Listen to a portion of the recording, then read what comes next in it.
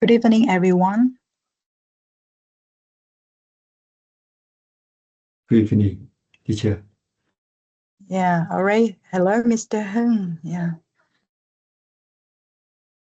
How are you today? Oh, this is like the first weekday.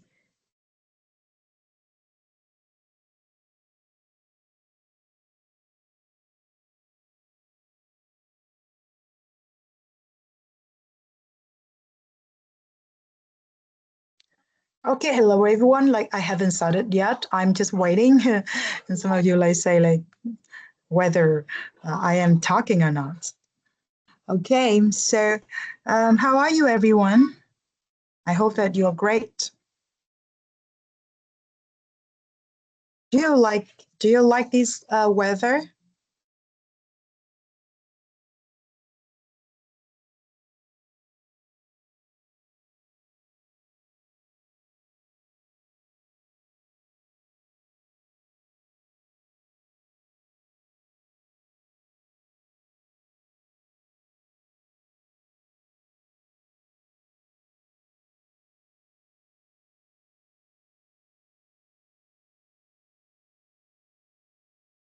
All right, thank you, Mai, thank you, Linh.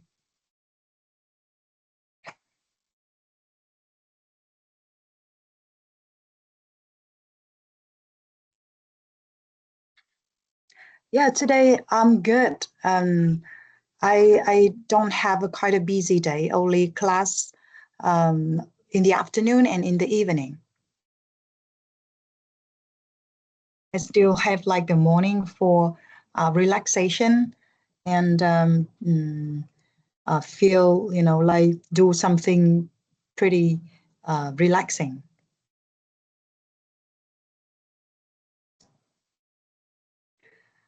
Okay. Oh yeah, today the weather is quite nice. Oh, I haven't had dinner because I have afternoon class. So after coming back home and fetching my kid, I would not have enough time for dinner. But some days when I have only morning class, I would have more time in the afternoon and more time for dinner before the class.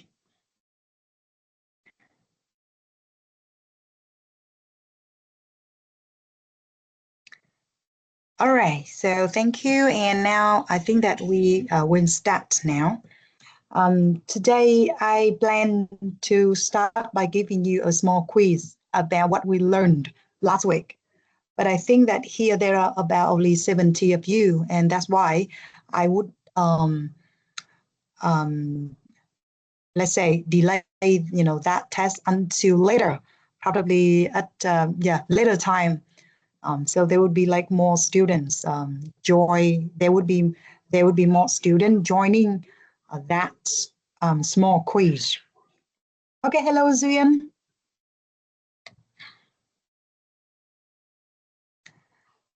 All right, so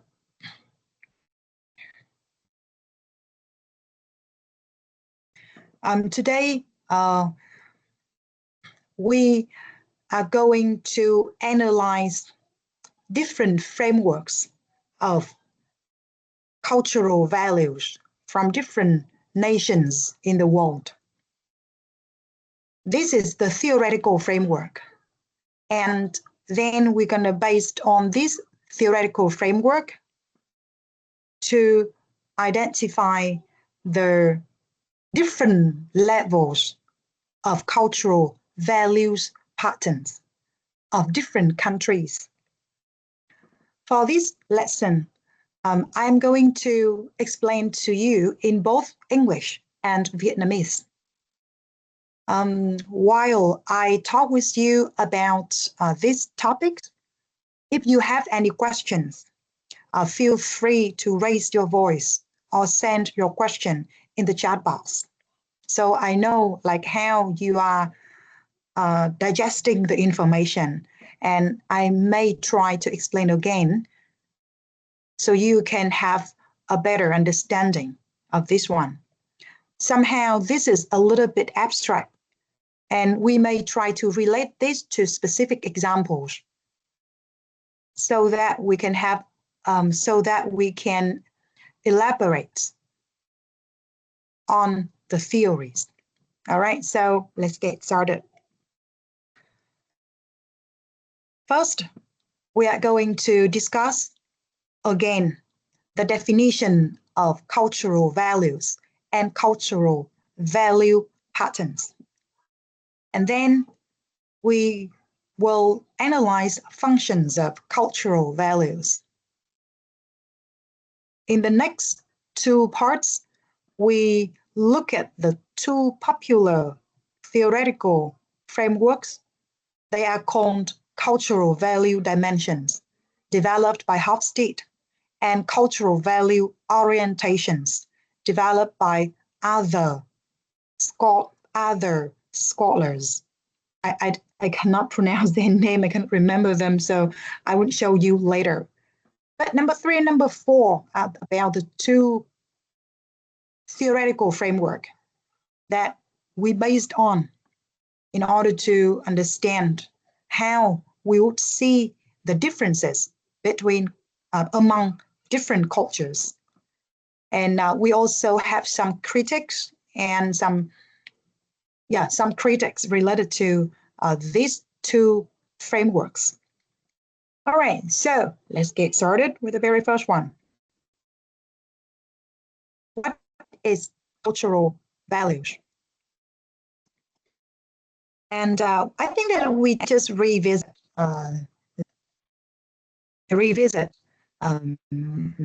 this thoroughly, and I would like to share with you this one.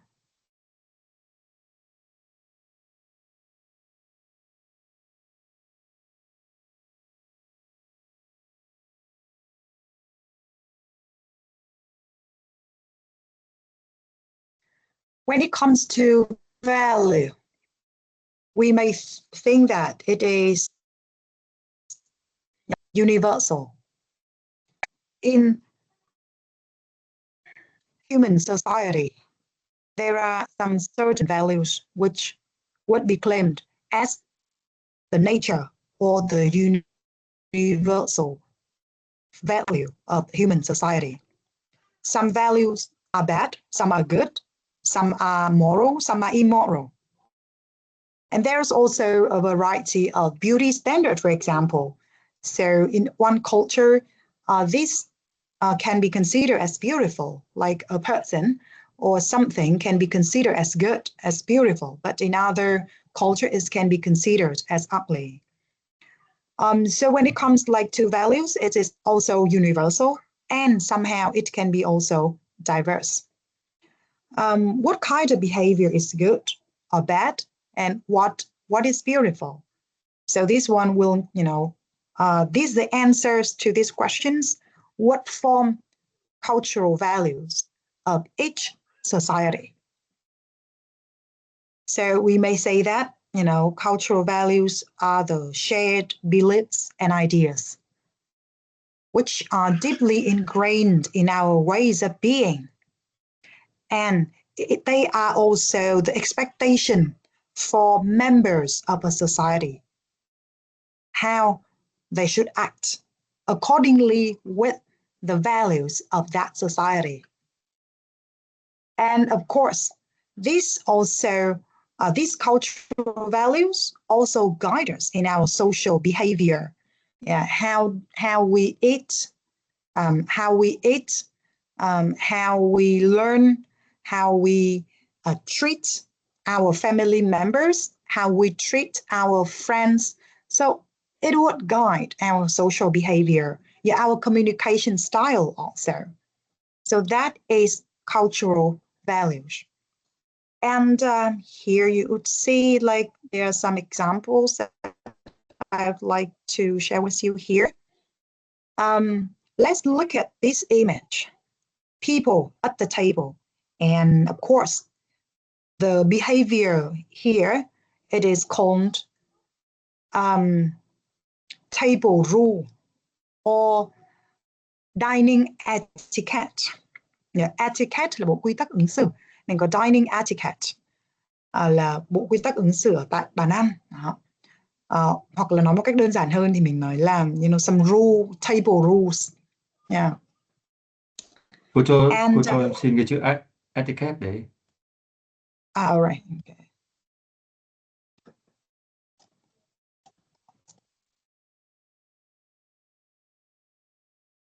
Etiquette. Các bạn check lại cho mình spelling nhé. All right. So here, let's visit like some countries in the world and examine the norms or the behavior of those countries. And after that, can you infer the kind of values, that this behavior reflects? I have the answer here for you already. So we have Australia, Norway, and China. So one country from the Oceania, from the southern hemisphere, one country in northern, in Scandinavian countries, in northern Europe, and China in Asia. Let's have a look at their norm. Yeah. Ask the other person to pass the bottle when they need to have something. So ask directly. And this indicates directness and cooperation. So people can help others just pass the bottle when you want to take some liquid, some water. But in Norway, people reach across someone else and grab the bottle. And this norm would reflect the value of self-reliance and independence. In China, when one, especially the host, notice the glass is empty and he or she will pour the water for others. So this norm reflects indirectness and saving face, or indirectness and collectivism, or indirectness and the strong hierarchy, and especially for people of higher hierarchy, the younger one, the people from the lower hierarchy would be expected, to notice the glass is empty or not and help them pour the water. So different norms here reflects different cultural values. And different table behaviors here, they are all acceptable and they are all polite in their own cultural context, that is in Australia or in China. And when people from different cultures interact with each other, they also have, different behaviors, different set of etiquettes like this one. And if they retain their, the behavior of their own culture, in other culture, they may encounter, some misunderstanding, and this may lead to miscommunication.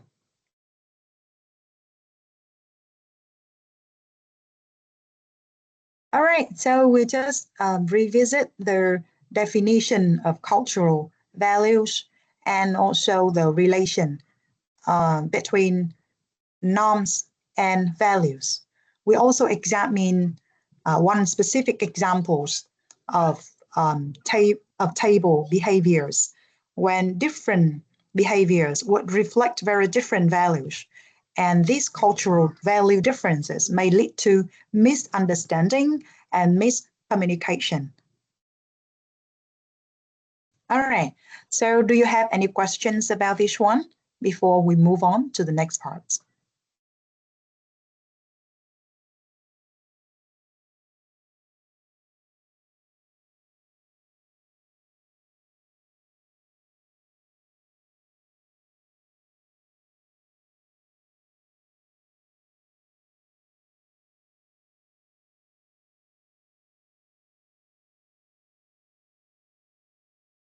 So now I'd like to move to the next part, which is about cultural value pattern.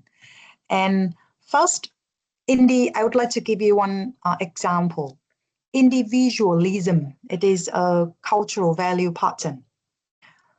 Individualism thì mình dịch ra là chủ nghĩa cá nhân.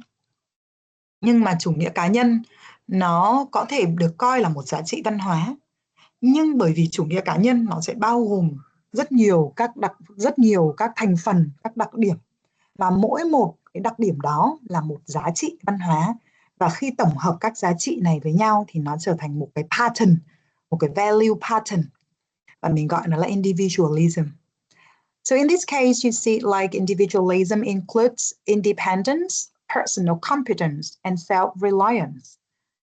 So these are, the values of each person, and it can be also values of a community.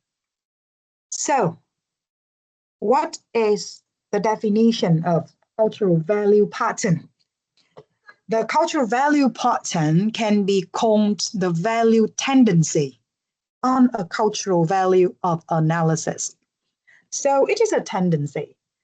It means that there would be no absolute, like individualism, because individualism would be described on, a spectrum from very individualistic to least individualistic, or from individualism to collectivism. And it can be different from individual level of analysis. And it also indicates the average tendencies of a culture. For this one, what I mean is that individualism would be analyzed at the individual level.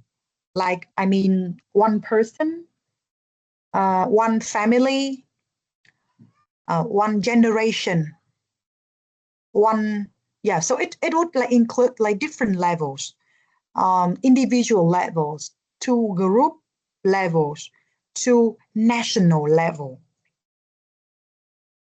So cultural value patterns is defined as the value tendency on a cultural level of analysis.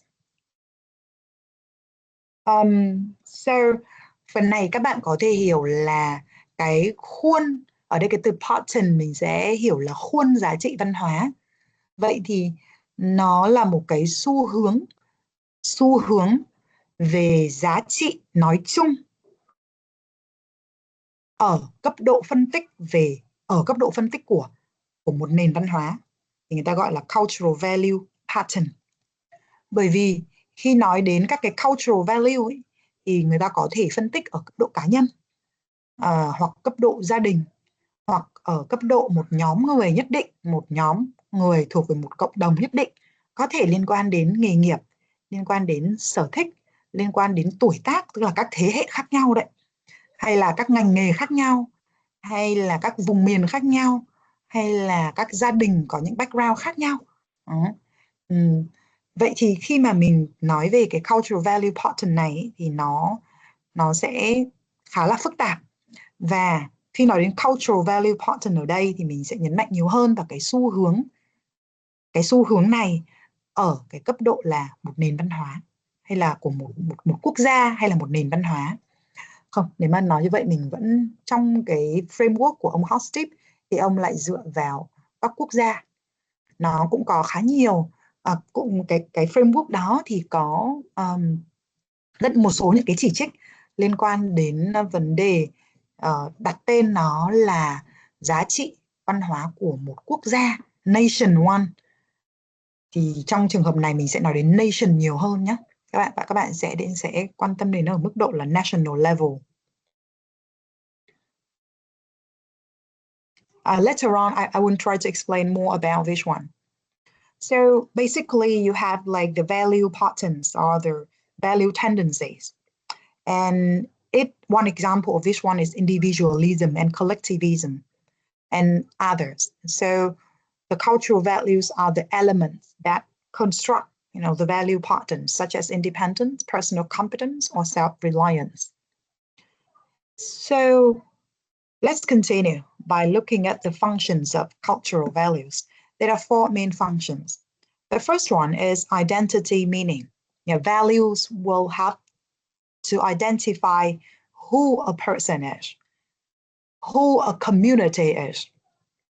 The second meaning is that values will have to explain our behavior, because we always, when we behave a certain way, and we would explain that, yeah, this is my value, it is my family value, it is my community's value. That's why I act this way, but not that way. The third function of cultural value is to create the motivation, or to create, to give people motivation to be better person, to live in alignment with cultural values, like to be a good person, to be a loyal person, to be a hardworking person. So it acts as a motivational force, for members of a certain society. And I think that in Vietnam, there's a lot of cases related to this one, when we are very proud of one of tradition, one value is the love for studying, the love for knowledge. And that value would act as a motivational factor. The last function is to evaluate in group and out group. So now let's look at each function of cultural value. The first one is identity meaning. Who I am. For American people, individual initiative and achievements are tools to consider as successful. So this value, will have to identify who they are. But this one, like larger middle class one, and the word "are" here, we may consider it as like tend to be the tools to consider as successful. Because now when it comes to the definition of success, there are a myriad, there are a variety of this one, and it would, depend a lot on individuals, and maybe not really much, on nations. Then we're going to talk more about this one, identity. Next one. It helps to explain or even defend our culture-based behaviors.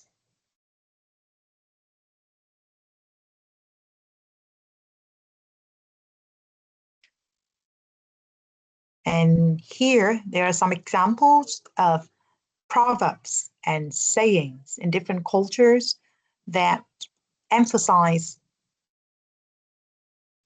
the very powerful or the really old tradition, old value of previous generation.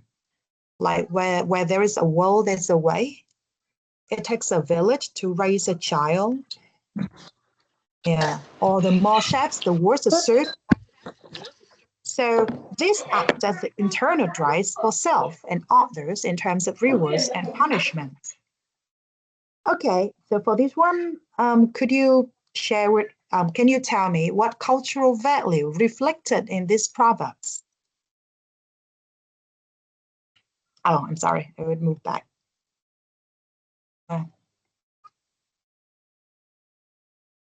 What values reflected in these proverbs? Can you give it a try? Yeah, I would give you a couple of minutes to think about this. Where there is a will, there's a way. What is the value implied in this one? The value that implied in this very famous one.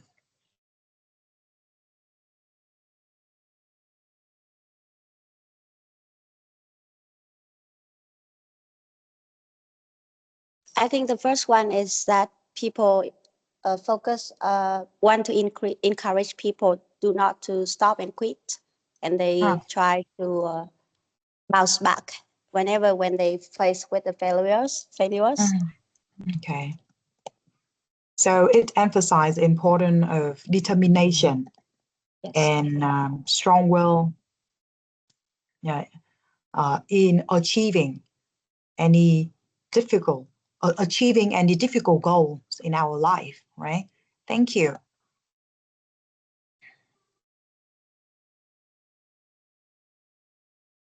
How about the second and the third one? And the last one. It takes a village to raise a child.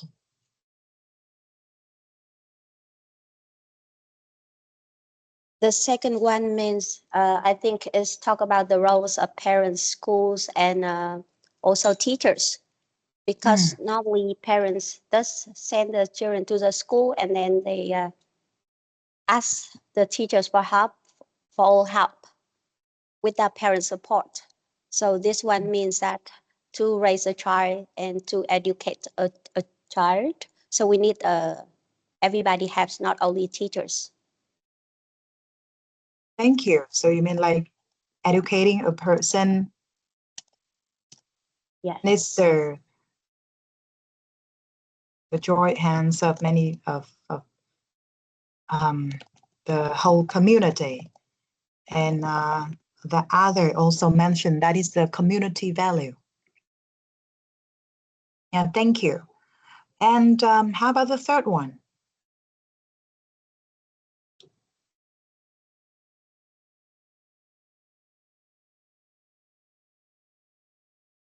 Third one.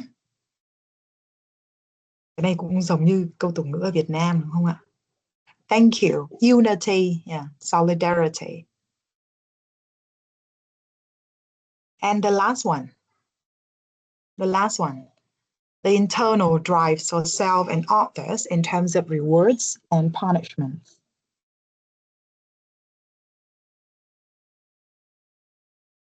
Oh, I'm sorry. The more shapes, the words assert.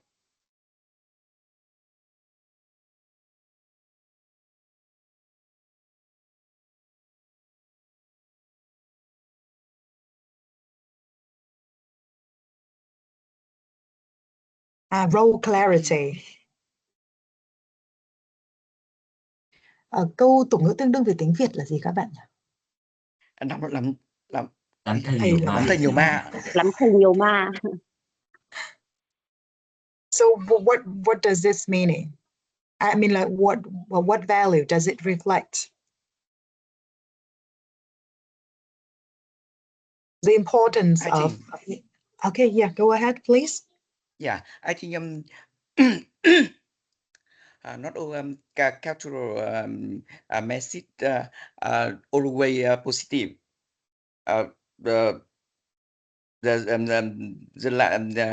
For instance,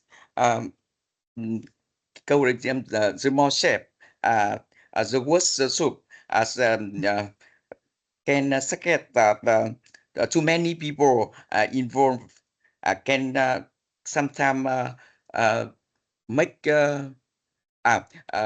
reduce the efficiency. Yeah. Giảm cái hiệu quả cho nhiều người tham gia quá thì đã em thì sợ là. Yeah, thank you. Yeah. That's absolutely right. Here, when you talk about the importance of determination, the importance of determination in this one, and also the value of individual in decision-making process. So in this one, it also reflects, I think the value reflects here is the downside of collectivism, and the downside of collectivism. And it emphasizes the importance of individual role and people's determination when they have to do anything. Okay, thank you guys for this one. In Vietnam and also in British culture, there's also other proverbs that reflects the tradition, values of that culture.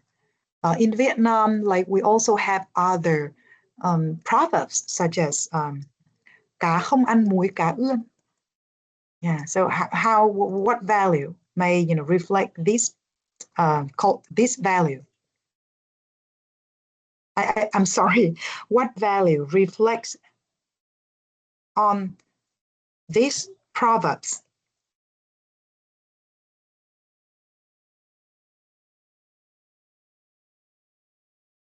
Cá không ăn muối cá ươn. Have you heard of this one?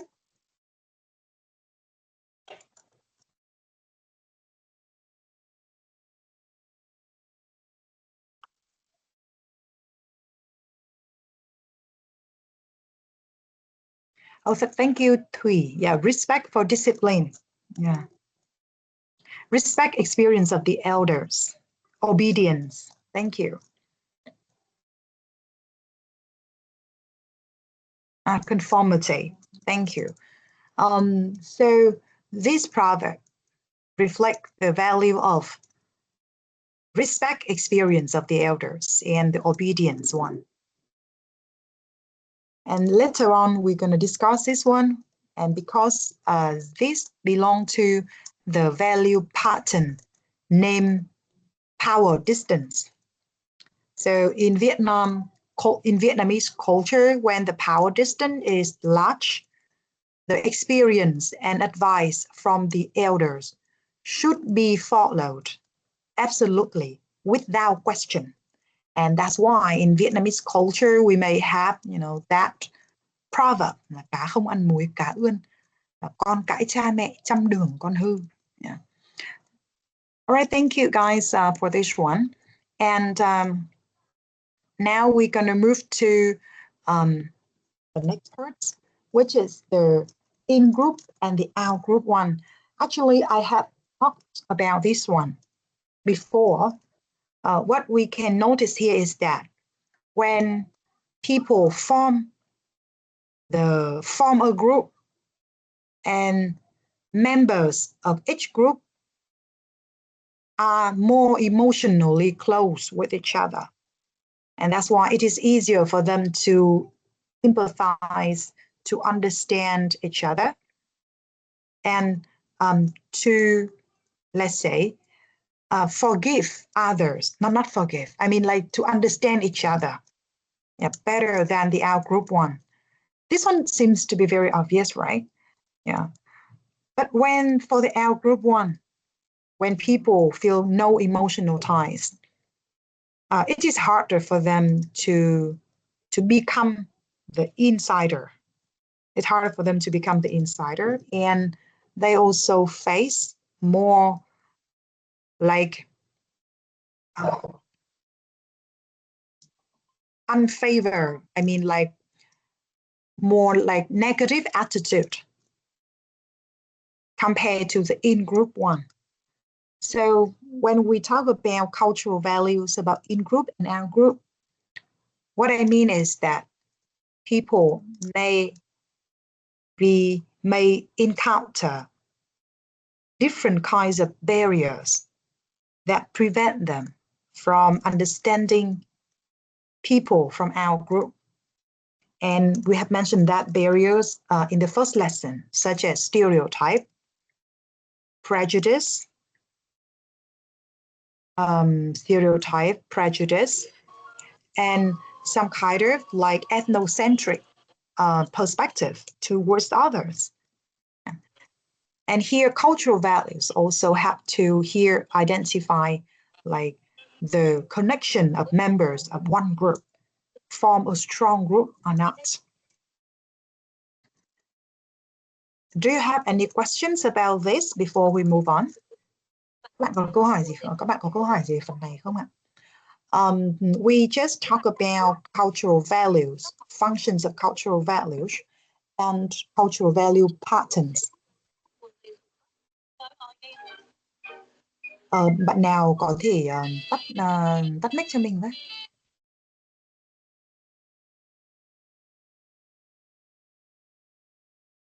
Do you have any questions about these parts?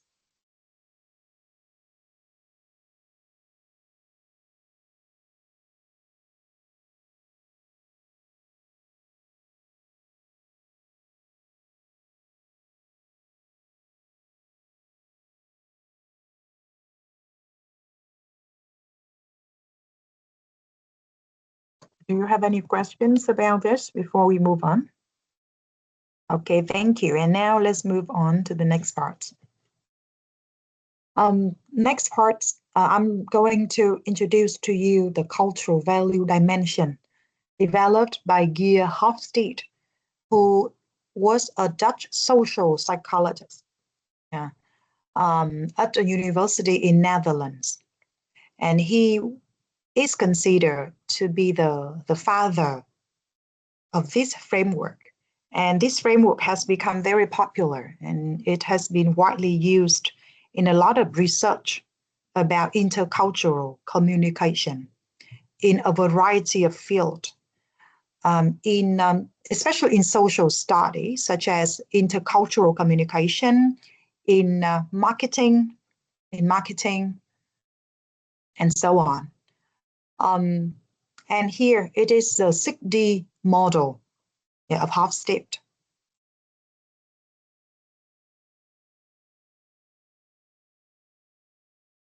All right, so I'm not going to enlarge this one.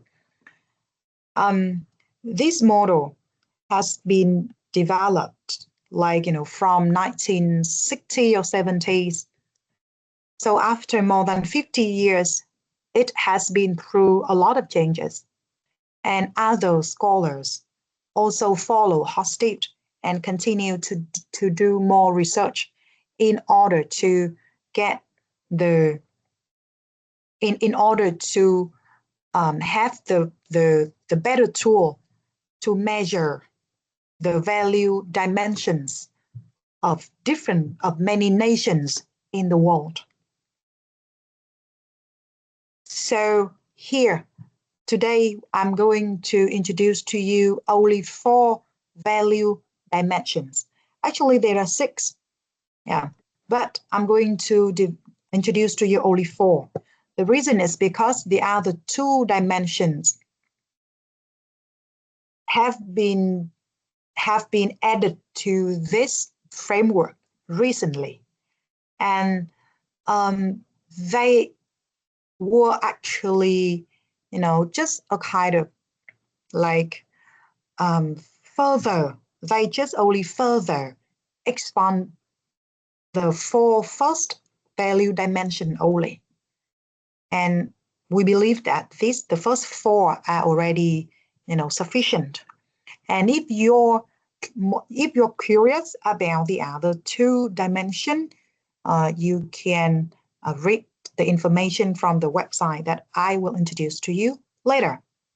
So now let's focus on the first 4 cultural value dimensions.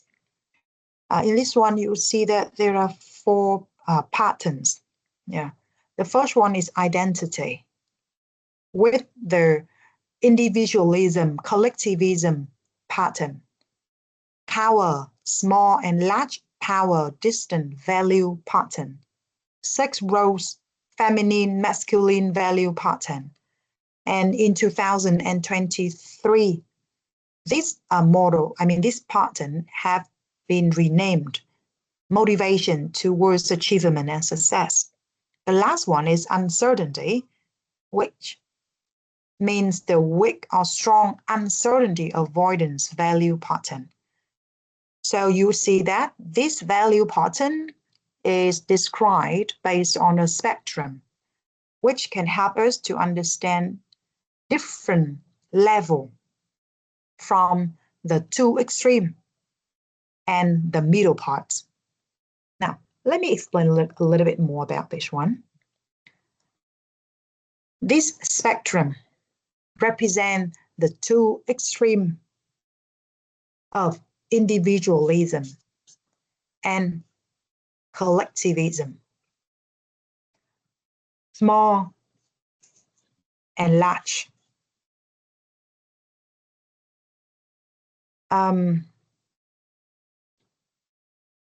feminine, and masculine, weak, and strong.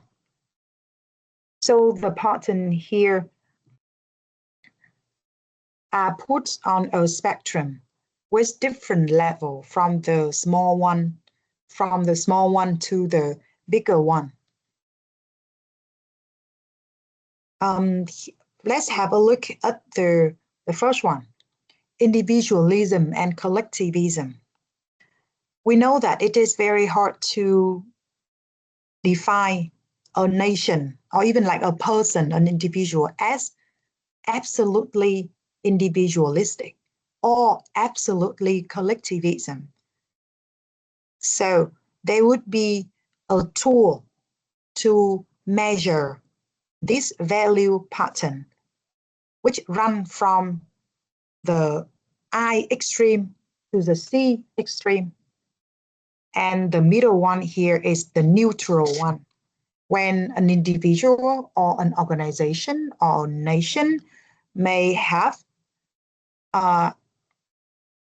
stand at the neutral position with some values belonging to individualism and half of other cultural values belonging to collectivism. Some cultures may be classified as this one, more individualistic. Some may be at this one, more collectivistic. So this spectrum would illustrate the different level of value patterns related to identity, power, motivation, and uncertainty. All right, so I hope that this one is clear. And HtylI use different tools to measure the level of value pattern of people from more than 100 nations in the world. There are a lot of doubts about this tool, but then it has existed for a long time and it has been widely used. And one of the reliable tool to identify, to classify value pattern of different nations in the world. Ok, phần này các bạn đã nắm rõ được cái tổng quan chung của 4 cái khuôn giá trị văn hóa này chưa ạ? Rồi, phần này mình sẽ có một phần nói thêm để giải thích bằng tiếng Việt để các bạn sẽ hiểu rõ.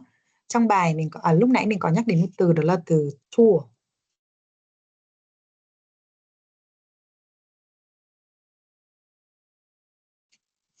I'm sorry.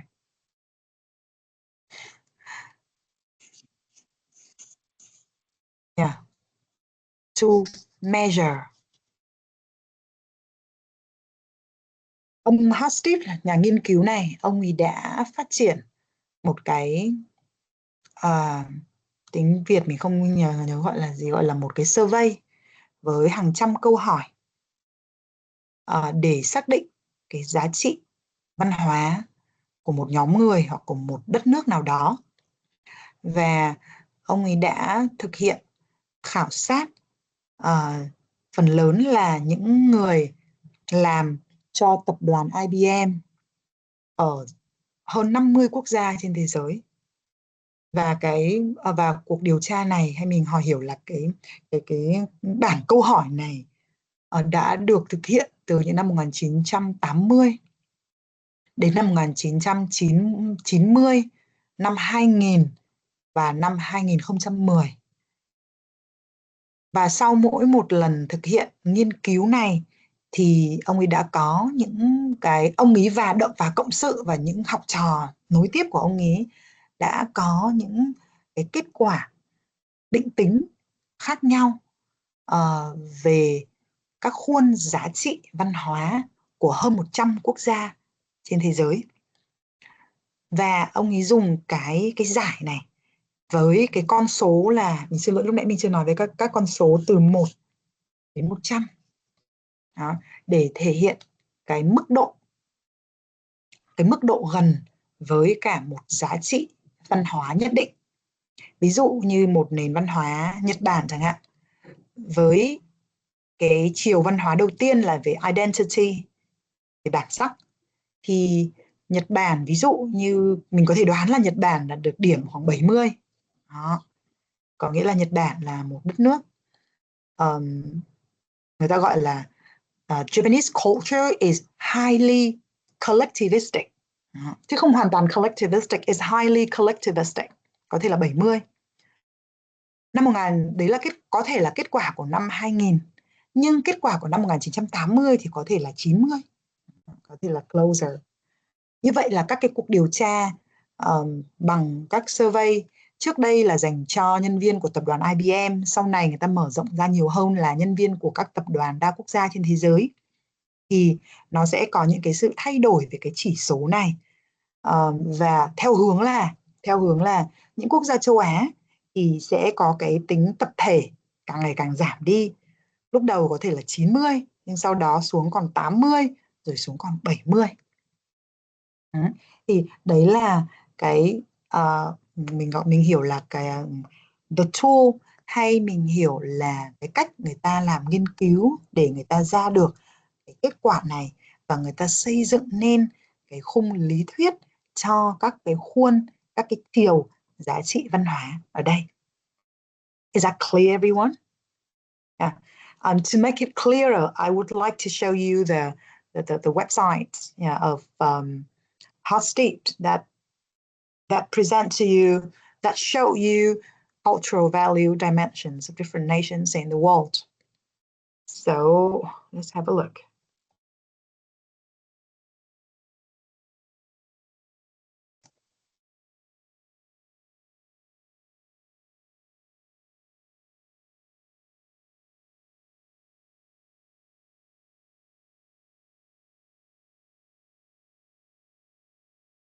So this is like what I would like to show you.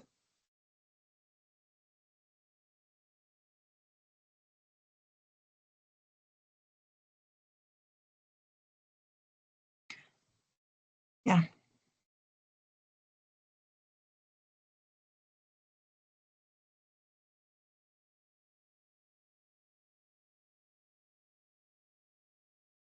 This website is theculturefactor.com, and it provides a country comparison tool. So let's have a look.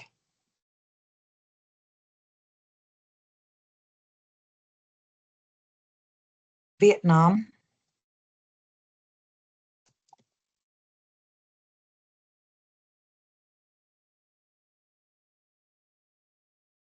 United Kingdom, and China then. Okay. What can you see here? I'd like to have your attention at individualism. And you see that the result here is China, 43. Oh, at the bottom of the list is Vietnam, the country that has the lowest score for individualism, 30. And this is followed by China, which is 43. And the country that has the highest score of individualism, of course, that is the UK, 76. I may ask here the United States. Oh, where is it? Okay, United States. And let's see. For United States, the individualism is about 60 only. So it actually reflects the dramatic change, in this dimension of US. In the past, I think in 2000, the US score is about 90. Now it's about 60. It also reflects the demographic change in the USA, when there are more people from Hispanic and Latino and Asian cultural heritage. All right, so we just have a look at, how generally how the researchers from this framework measure value dimension and come and have these, findings for different nations. Mình vừa mới xem qua về cái phương pháp nghiên cứu định tính của cái nghiên cứu này, và để đưa ra những cái kết quả về gọi là điểm hay là mức độ của các chiều giá trị văn hóa của các quốc gia. So now we are going to explore each dimensions here. Before that, I'd like to ask you some questions. I am giving you some very personal question about how you are going to respond in these scenarios. So please read this one and give me the answer.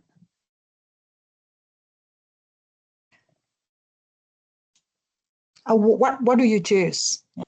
Very personal question. And I would like you to make your decision right away. Just follow your heart. What would you do in this case? A or B?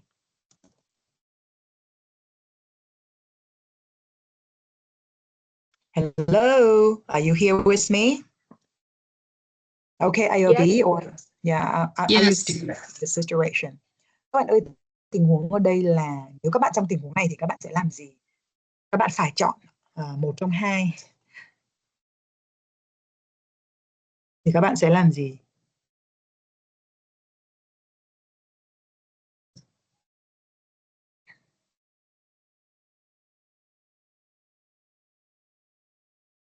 Okay, thank you.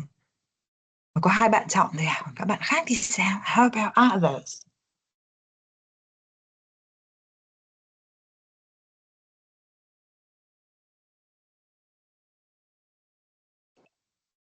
I would love to choose B. B. Okay.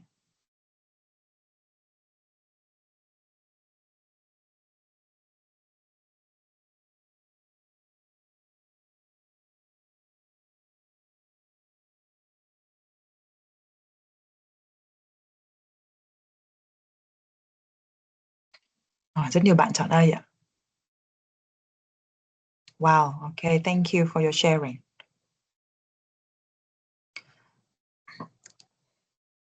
If you choose A, yeah, as you see here, the decision reflects your individual achievement. This choice actually reflects your own focus on individual achievement, and you are considered or you are described as to be more individualistic. Yeah. We are Vietnamese, and in the research of Phan Vietnam has the score of like 30 of individualism, right? So there are still some aspects when people behave accordingly with individualism value. And here it is one example. But others may choose B, which reflects your strong commitment to groups. And also you just want to be a good member in a community. I'm sorry, you want to be a good member in a team. You are willing to, you are not ready to face the critics from other team members. And you want to keep the harmony, the team harmony. And that's why you choose to prepare for the group reports. Ở đây các bạn sẽ thấy ý nghĩa của hai cái lựa chọn này. Lựa chọn thứ nhất thì nó thể hiện cái việc là bạn cảm thấy cái thành tựu cá nhân sẽ quan trọng hơn với mình. Và bạn không ngại việc có thể sẽ làm cho những người cùng đội với mình mất lòng và có thể ảnh hưởng đến mối quan hệ của các bạn ở trong team. Như vậy mình có thể nói rằng là các bạn là tend to be more individualistic. Còn những bạn chọn B có nghĩa là các bạn sẽ được miêu tả là more collectivistic, có nghĩa là các bạn coi cái mối quan hệ đồng đội sẽ quan trọng hơn và việc làm mất lòng những cái người bạn ở trong đội của mình là không muốn mất lòng những bạn ở trong cùng với đội của mình. So those can be explained, you know, for different choices in this one. And this also helped me to describe to you the meanings or, you know, the features of each value patterns here. Individualism and collectivism. Individualism emphasizes it is the value pattern where individual identity is more important, individual rights is more important, and individual needs is more important. So people would appreciate the individual responsibility and the personal autonomy. And that's why it also reflects the we say, self-efficiency and autonomy. Whereas in a collectivistic culture, or we say collectivism value pattern means that we identity, group rights, and in-group needs are more important. And that's why the relational interdependence is appreciated. In-group harmony is more important, and in-group collaborative spirit is also more important. Relying on other people is considered to be normal, and it is even promoted. When people are in trouble, they are encouraged to ask for support from their community. But in more individualistic society, this one may not be encouraged. And the role of individual, the personal autonomy, tend to be praised. So please, can you think about different specific cultures that are considered to be more individualistic and to be more collectivistic?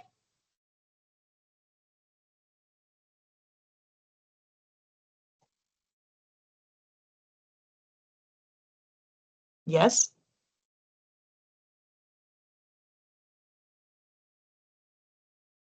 Can you?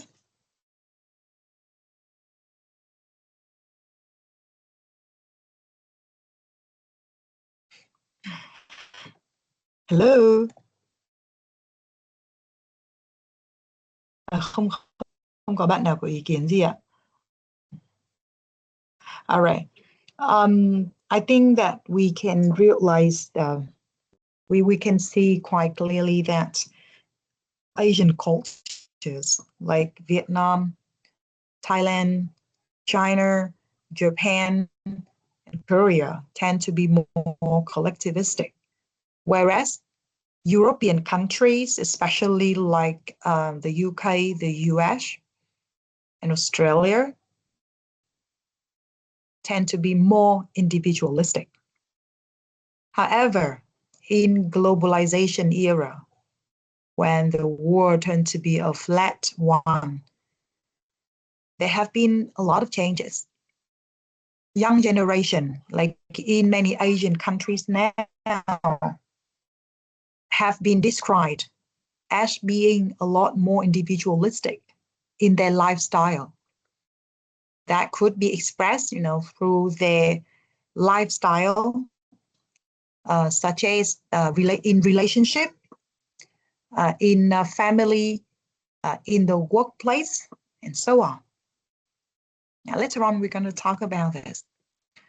So let's move on. When I would like to show you a table that illustrates some features of individualistic and collectivistic cultures based on different contexts.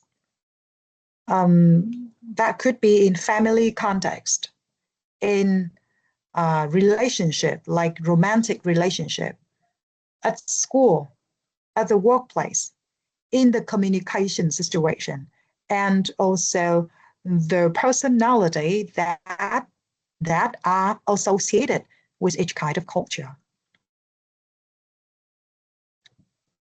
We can notice very, striking differences, right? For family, that would be nuclear and extended one. For communication, in the individualistic one, communication is direct. In collectivistic one, it is more indirect. Or when it comes to personality, independent self is more important, and interdependent self is encouraged. So when so it means that like people who rely on others and they live in individualistic culture, and they would be considered as dependent, and that is a kind of negative traits.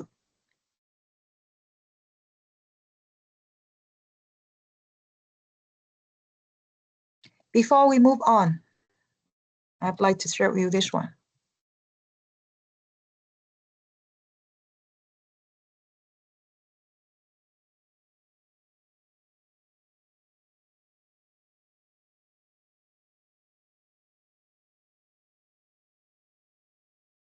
Đây rồi, Okay. kích ở dưới lên được rồi. Kích ở dưới nhưng nó. Okay, I think I will send this to you later because it's actually just summarized what I have shared with you earlier. Lên. Thế này.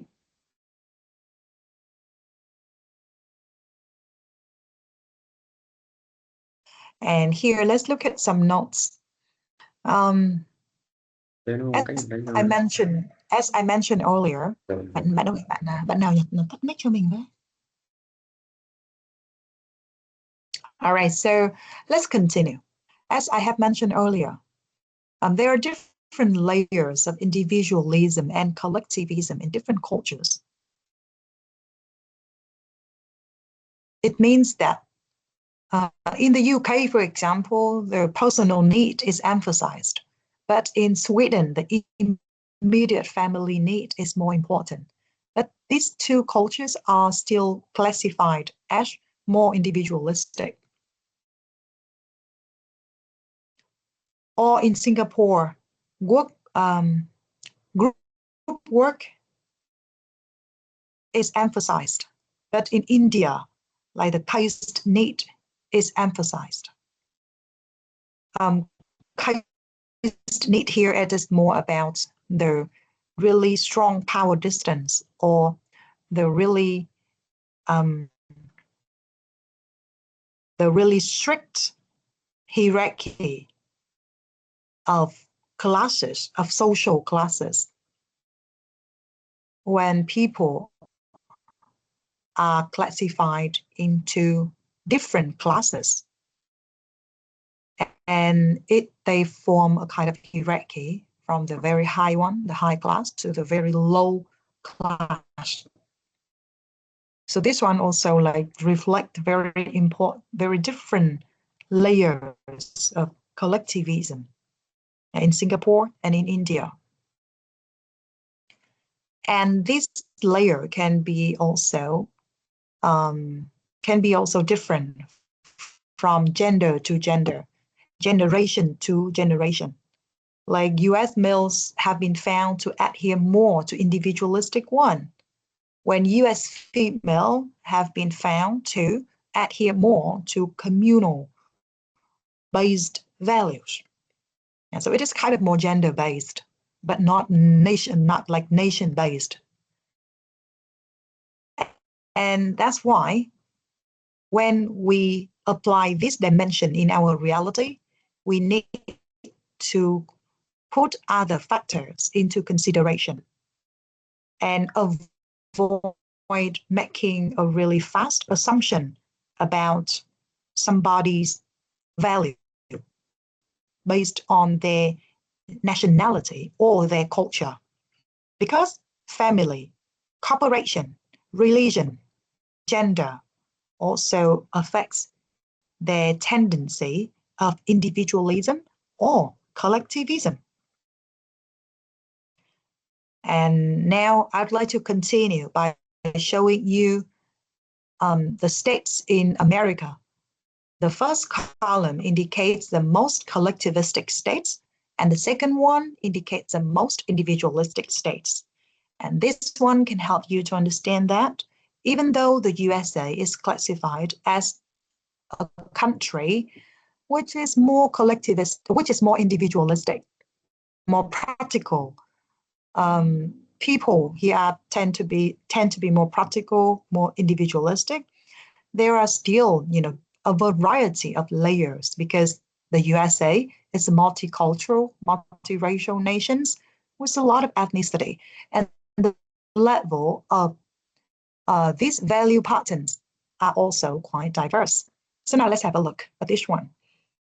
The most collectivistic state is Hawaii, because the higher percentage of population here have Asian origin, like Japan, Japanese, Filipinos, Vietnamese, Hawaiian, and so on. Let's look at other states like Georgia. This state has the very large proportion of Black people, and Black people also adhere more to collectivism, and that's why here this state is more collectivistic. Most collectivistic. Bạn nào tắt hộ mình mic nhé, không thì giọng của mình nó bị ven, nó bị kiểu phản lại ấy. Yeah, kind of my voice may resonate, and we can hear that part. In contrast, the most individualistic states in America, like Montana, Oregon, it can be very easily explained because the majority of population in these states are the white one. And that's why, like, these states are more individualistic, or they are the most individualistic in America. Okay, so now before we move on, I would like you to do a small quiz. Các bạn làm một bài quiz nhỏ cho mình nhé. And here it is the QR code, and please scan this one.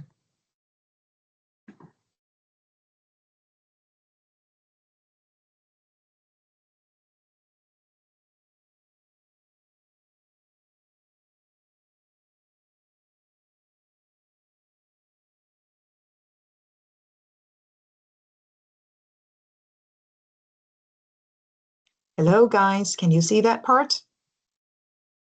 Oh, I'm sorry. I'm sorry. Mình bảo share, mình chưa share gì cả mà các bạn không nói gì. Chưa thấy cô. Yeah, I'm showing you right now. Yeah, that's right.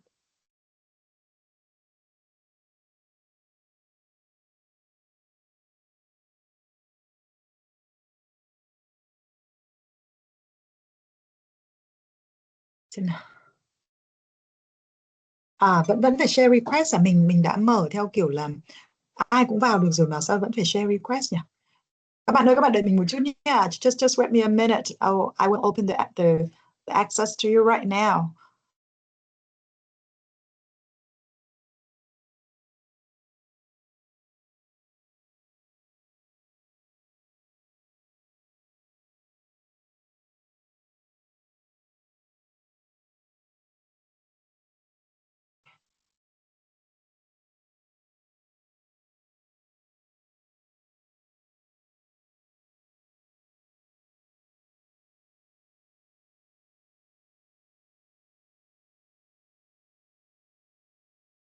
Các bạn ơi, mình đã mở rồi nhé. I have opened this one.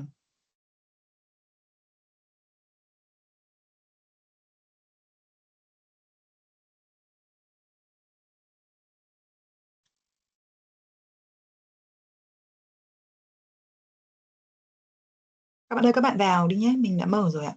I have opened this one.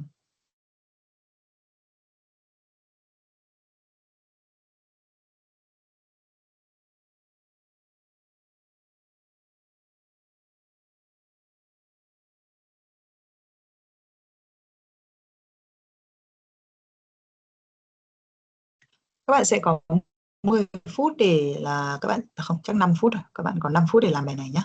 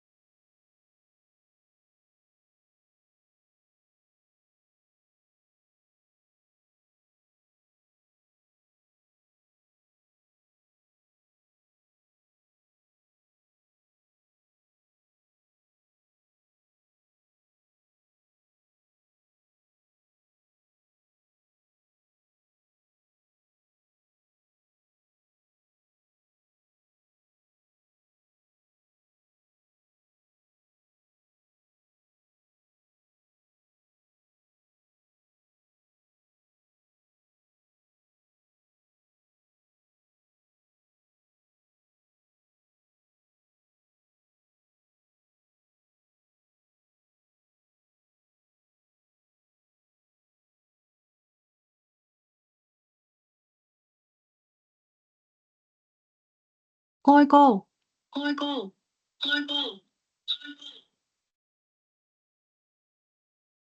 cho ai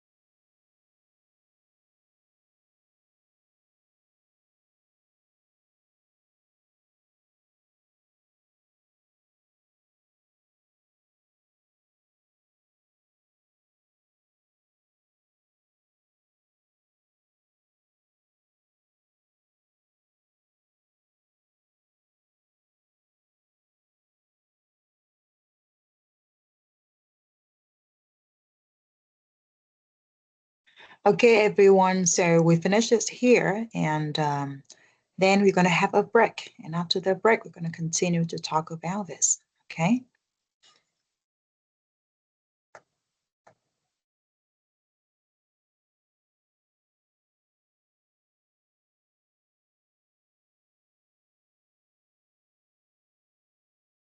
Okay.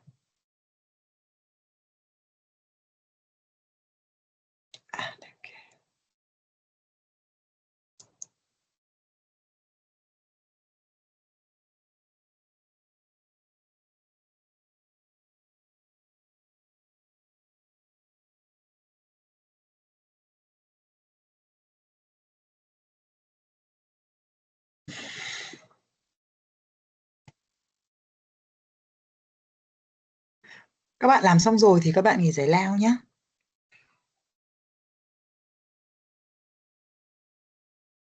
Vâng ạ.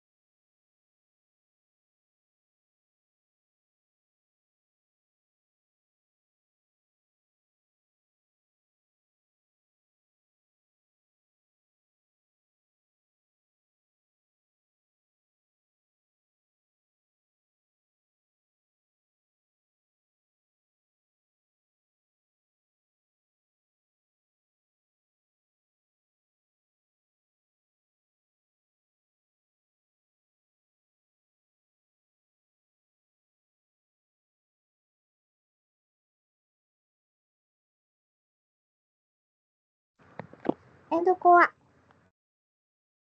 Cô ơi.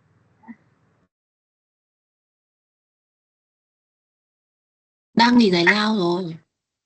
Em định xin cô thêm cho các bạn thời gian làm thêm. Chắc cô đi ăn cơm rồi. Vâng. Mình mở rồi nhá. Mình mở từ lúc nãy rồi mà. Các bạn vào xem lại với mình nha. Dạ vâng, em cảm ơn cô ạ.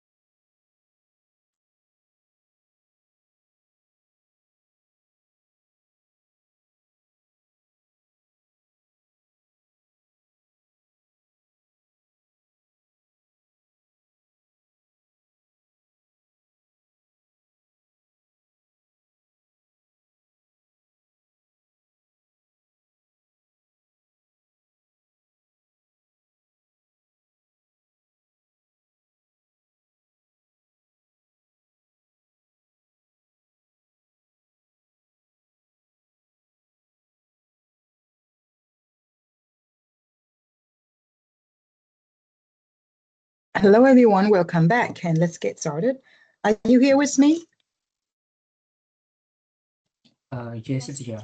Yeah, yes. If you are here with me, Yes. please send me number 1 in the chat box to let me know.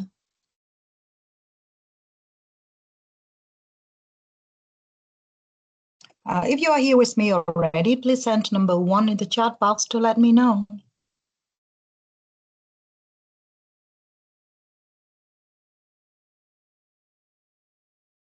Yes, please send number 1 in the chat box.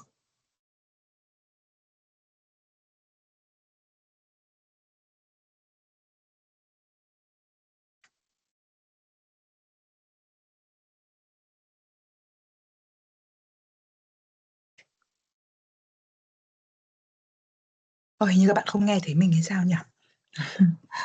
Cô ơi, mọi người có nhắn đấy ạ. Thế ạ? Có nghe thấy và đang nhắn nhiều rồi cô ạ. Rồi, ok. Ok, cái phần chat box nó không tự chạy lên, nó cứ đứng nguyên ở một vị trí.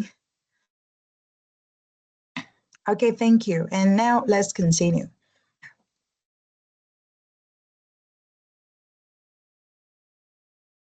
I have another scenario about romantic relationship and parents' intervention. I would like you to choose A or B in this scenario.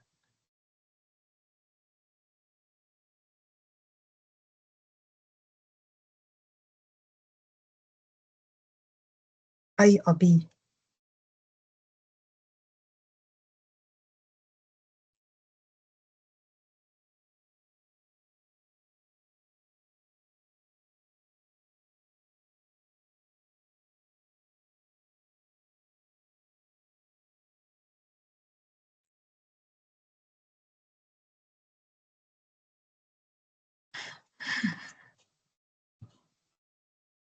Thank you, guys. So I see that a lot of you choose A, a lot of you choose B. Yeah. This also reflects, your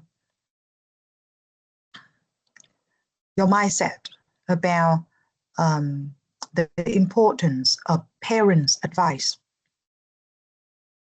or the importance of parents' view about your decision. This one is not parents' advice. This one is actually parents do not approve of him or her. And you may not give up, but you also believe that it is important to persuade your parents and tell your partner to be patient and understand your parents' viewpoint. So this one would reflect a large power distant value pattern.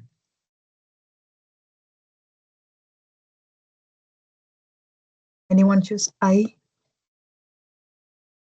Anyone choose A? Some of you choose We have another options here. It's so hard to A. choose. No, A there's or only B. 2 options.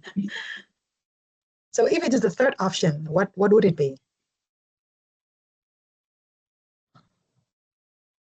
Oh, you say A and B, Phương Anh ơi, like, can you explain your choice? What does the combination here may mean?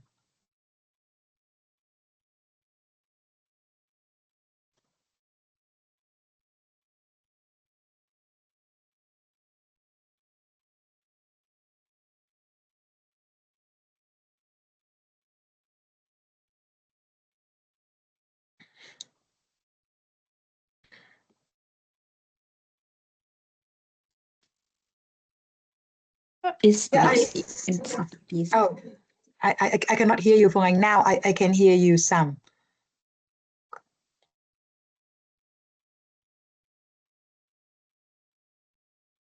Okay, is that you, Phương Anh? All right. So let's continue.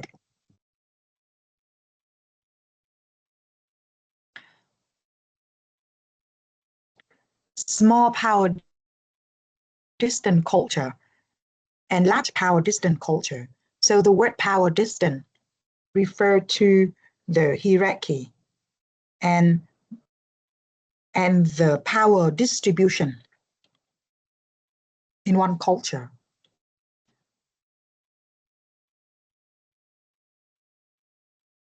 What is small power distant one? In a small power distant culture, equal power distribution, equal rights and relations are more valued. So it means that people would have like more power in making their own decision. The letter, the option A. Option A is more power distance. Yeah, that's right. Okay. Option A would show respect for the opinion of elder people. Or in other words, like the elder people are wiser and need to be respected. And that is like, the quite deeply ingrained value of many Asian countries like Vietnam, Korea, or Japan. And that one represents the large power distant one. When power is distributed, people accept that power is distributed unequally. And the role relationships are asymmetrical, and the rewards and punishment based on age, ranking, status, title, and seniority. Here you can see that the hierarchy is respected, and people who have like, who is older or who have higher social status would, receive more respect. Yeah. But it's based on that one, and it may not be based on, other like performance or achievements. Ở đây các bạn sẽ gặp được cái từ đó là từ hierarchical. Hierarchical có nghĩa là phân tầng, phân cấp. Và mình sẽ có cái asymmetrical role relation, có nghĩa là cái mối quan hệ nó không cân bằng. Sẽ có những người gọi là ở cái vị thế gọi là yếu hơn so với người còn lại trong một mối quan hệ. One example can be, related to gender one, like in the past in Vietnam, or even now in many family, women or wife seem to have inferior or seem to be inferior in their relationship. And men, like in Vietnam or like in the past, tend to be bossy and believe they believe, they are believed to be good if they can give order, and when their wives and the children have to obey them. And so that is like in role relationship.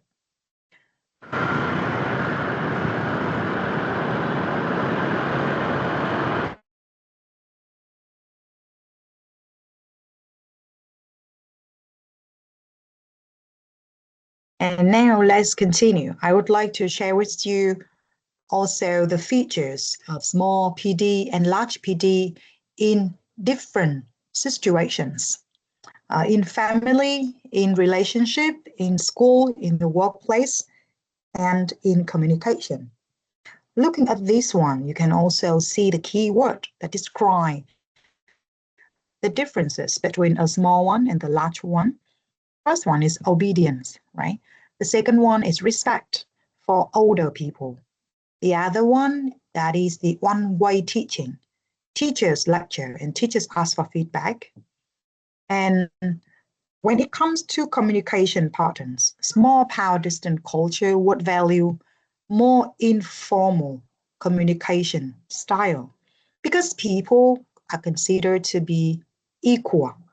So they would communicate with each other more equally by using more informal language and also informal body language. It would be expressed clearly in both their verbal and their non-verbal language. But in the large power distance, when people from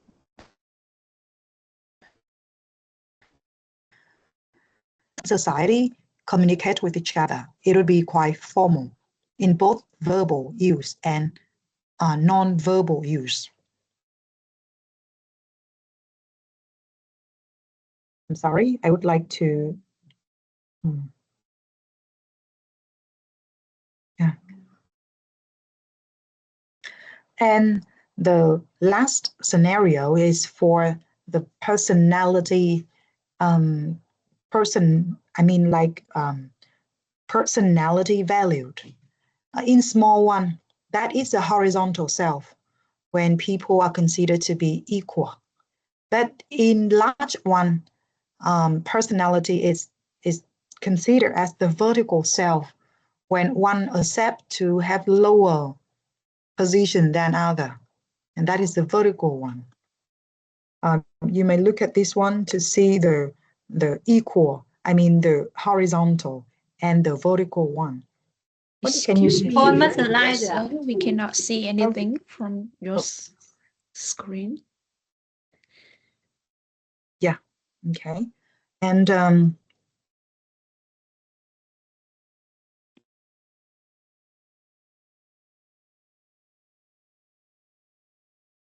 all right, so let's continue. I'm trying to show you the last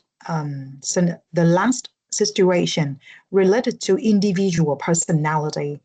And here it is a horizontal self and the vertical self. When one in the small power distance, one would consider about themselves as equal to other. But in the large one, they consider themselves as lower, inferior, or higher or superior to others. And this one can help to illustrate. Yeah, you would see this one is the organization of a small power distant organization. When there's only like one leader and there are like people here who have the same role and also the same not the role in working. What I mean is that like they have the same position, the same self.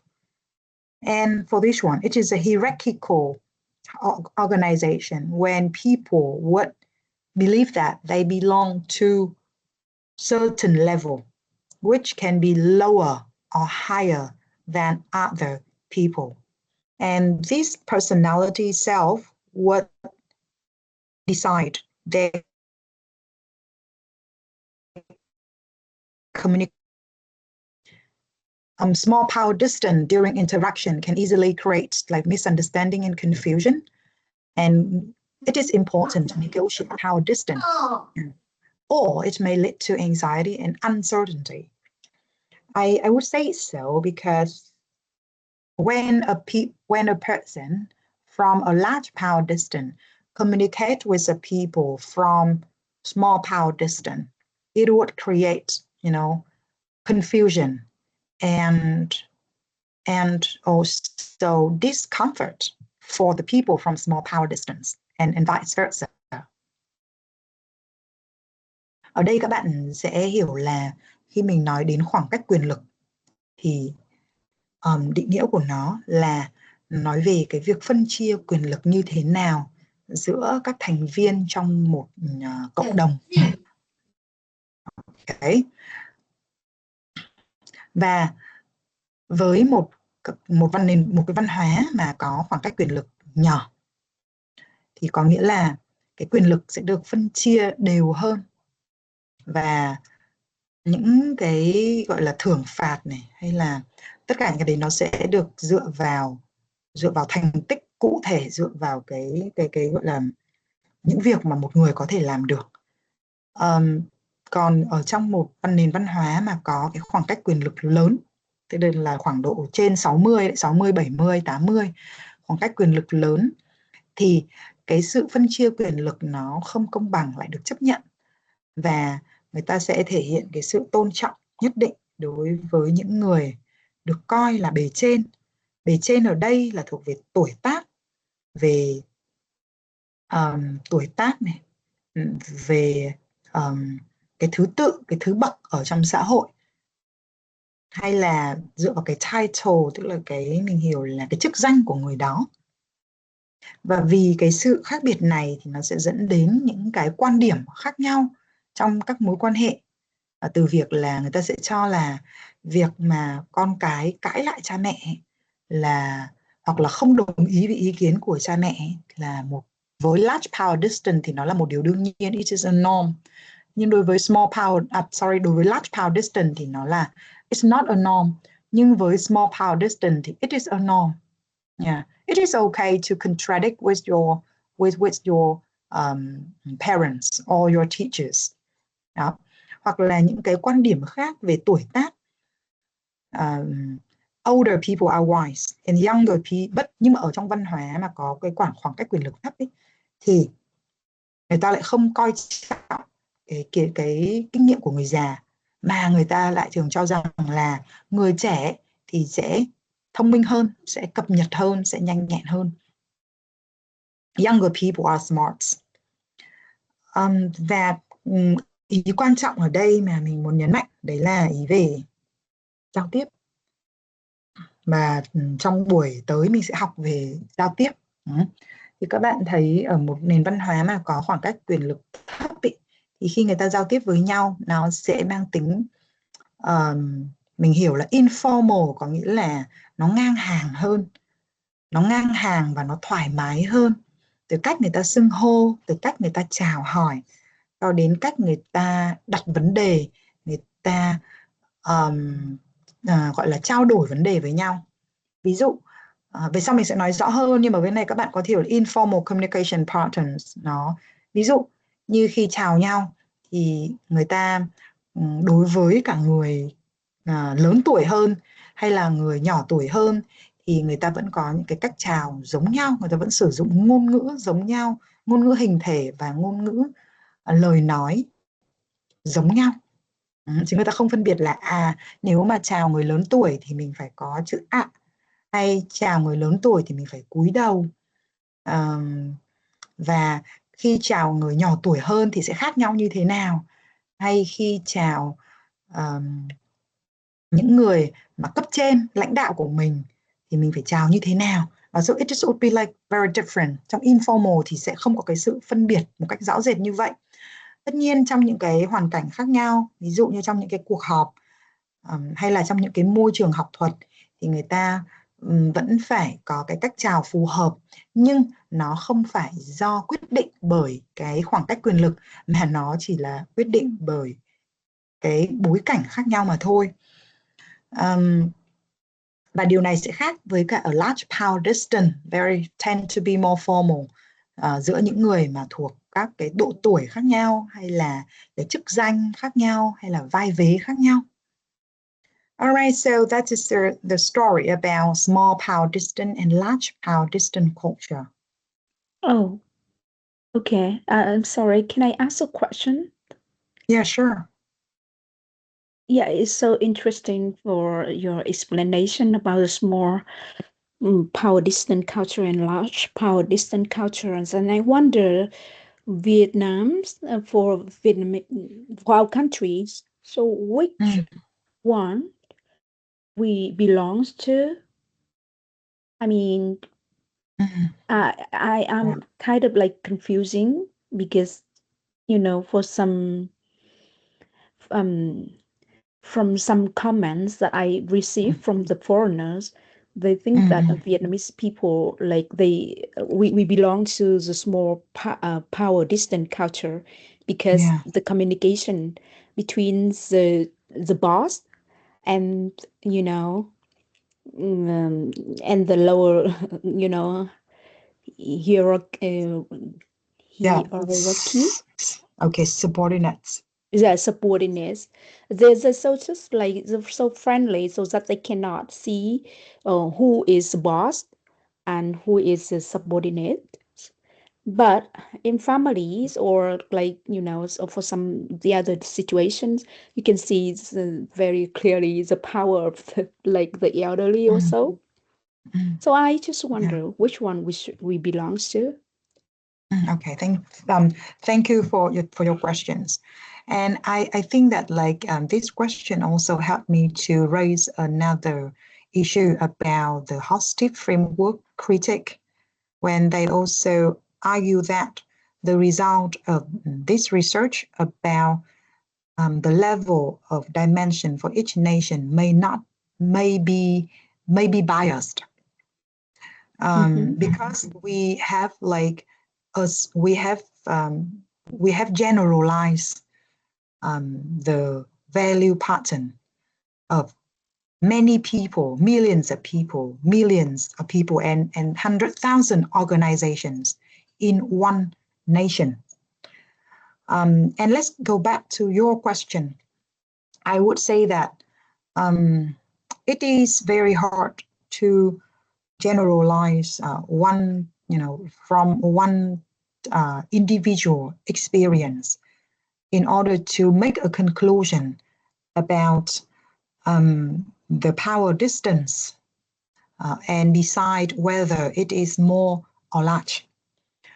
For some foreigners may just work, in some organization, in a limited number of organizations, and they may feel like in Vietnam, the power distance in one certain company can be small.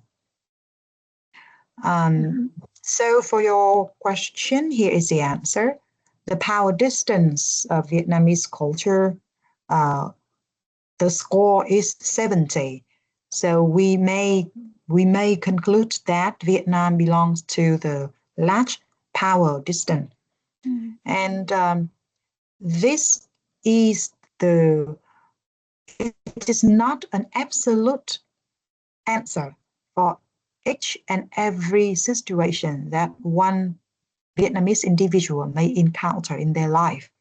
It only reflects the tendency of Vietnamese culture, and it reflects a tendency, in Vietnamese culture.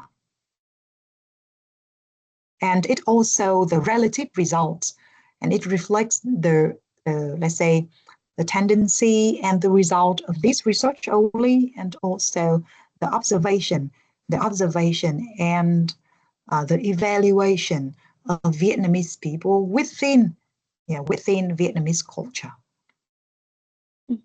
Is that answer clear to you? Yes. Yeah. Okay. Pretty clearly. I trust the number. All right. Yeah. Thank you.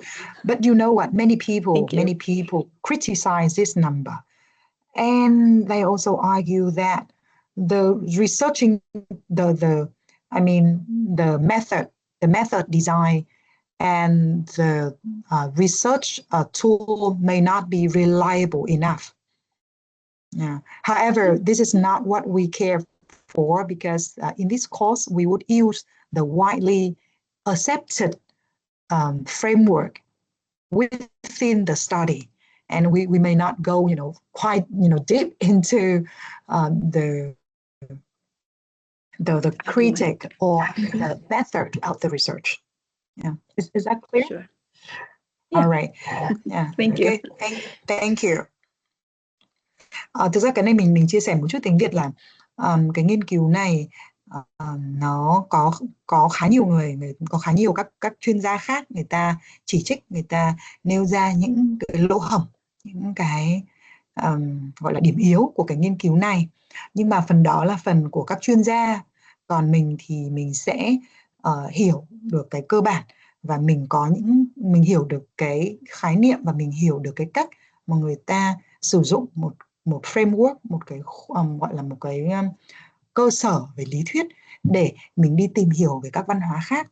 Như lúc mình còn nói về cái individualism và collectivism đấy, đó là mình sẽ không thể chỉ dựa vào những cái điểm ở trong cái trang web này về tính cá nhân hay tính tập thể của một quốc gia, mà mình lại soi chiếu nó vào một cá nhân hoặc một tổ chức, mà mình còn phải dựa vào các cái yếu tố khác nữa, ví dụ như tôn giáo, giáo dục, nguồn gốc gia đình, và những cái cách biểu hiện, mình hiểu là các cái behaviors của họ, để mình hiểu là cái giá trị, cái giá trị cốt lõi mà họ trân trọng, mà họ theo là gì. Và điều này có nghĩa là mình sẽ hiểu individualism là gì, collectivism là gì. Và với ông Hostip này ý, thì ông ấy nói là ở Việt Nam là collectivism, còn Mỹ thì là individualism. Thì mình có được những cái nhìn chung và tương đối về các quốc gia, nhưng cái quan trọng mình phải nhìn ở cấp độ thấp hơn, ở cái micro level, đấy là cấp độ về cá nhân, cấp độ về gia đình, cấp độ về tổ chức. Alright, yeah, so I hope that this one is clear. Nhưng mà cái power distance này mình thấy cũng khá là đúng ở Việt Nam. Mặc dù ở Việt Nam hiện nay thì có rất nhiều sự thay đổi và cái khoảng cách quyền lực này nó càng ngày càng trở nên nhỏ hơn. Ngay cả ở trong gia đình với thế hệ Gen Z thì với cái sự thay đổi về quan điểm về giáo dục, trẻ nhỏ cũng được lắng nghe và cũng có tiếng nói nhiều hơn, và cha mẹ cũng cần phải cân bằng cái mối quan hệ với con cái của mình. Không thể áp đặt những cái quan điểm cũ hay không thể áp đặt những cái cách tiếp cận cũ giống như những thời của phụ huynh hoặc là thời của ông bà mình ngày xưa. So it's just like now currently parents also have to apply more flexible approach in educating their children. They cannot like impose what they believe is right on their children anymore. But the children, they have their own agency. They have very strong agency, strong identity, and they believe that they have the right, to argue and to defend their viewpoints. And it is not the time when like you have to obey your parents and people of higher ranking anymore. Yeah. So it is like, some kind of changes in family context in Vietnamese culture. All right, so let's continue with the next parts.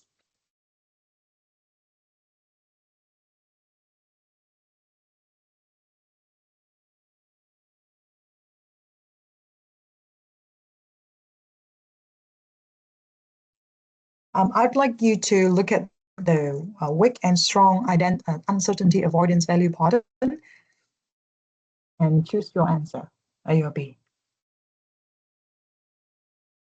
Ở đây các bạn hiểu là uncertainty là sự không chắc chắn. Vậy thì uncertainty avoidance có nghĩa là tránh cái sự không chắc chắn hay là tránh mâu thuẫn. Và cái việc tránh mâu thuẫn này là theo hướng là weak hay là strong. Đó. Nếu một người mà có weak uncertainty avoidance thì có nghĩa là người đó sẵn sàng đối mặt với khó khăn, đối mặt với mâu thuẫn và giải quyết vấn đề, đi thẳng vào vấn đề và giải quyết vấn đề. Còn nếu mà một người hoặc là một nền văn hóa hoặc là một nhóm người có strong uncertainty avoidance, có nghĩa là nhóm người đó là tránh xung đột, luôn luôn là muốn tránh xung đột, tránh mâu thuẫn, và thích là đi vòng, thích nhẹ nhàng, thích gọi là dĩ hòa vi quý. Đó, avoid any uncertainty, avoid any problems and conflicts. Đấy thì đấy là cái cách giải thích của weak and strong uncertainty avoidance. Nếu các bạn chọn A hay B nhỉ? All right, thank you. Wow.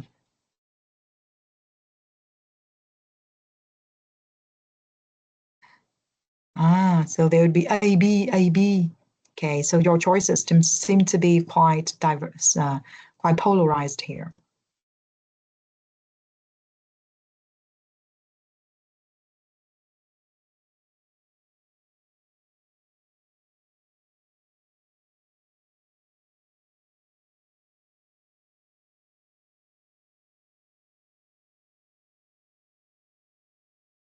Thank you for your sharing. And now we're going to look at this one and see.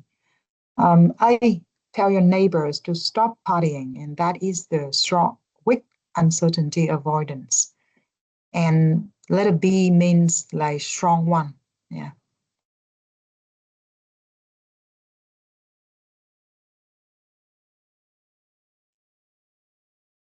So this pattern refers to the extent to which members of a culture do not mind conflicts or uncertain situation and the extent to which they try to avoid those uncertain situations. And here are some, example. Singapore or Denmark or the UK or the US, they are considered to have low or weak uncertainty avoidance. So it means that they would encourage risk-taking and conflict approaching. But the strong one, like they would prefer very clear procedures. They avoid any disorientation and conflict avoidance behaviors. Japan, is one example. So now I would like to show you again the table that describes the features of two kind of cultures in different situations, and this can help to elaborate on each situation. For family, for example, for the weak one, it is like more dynamic and changing.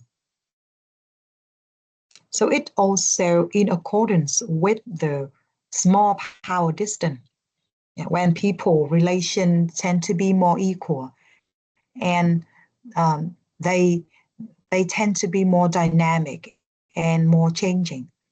It means that like they may be more willing to changes in the family when they may move and change their job and change their job or change their house and move. Yeah, it is like more dynamic. The rules are also more dynamic, but in the strong one, the family rules are more reinforced, and you have to obey certain rules. In relationship also, it is high mobility and low mobility. In the weak one, people accept high mobility. They would accept changes and they consider it as let's say important parts or one evident. I'm sorry, one evident. I'm sorry. They accept changes, and they consider changes as a necessary part of their life. High mobility here may also mean like the divorce rate is higher. Yeah. And it also reflects the higher individualism, when people care about their own needs, but they not care about the reputation or the other people's feeling about their behavior.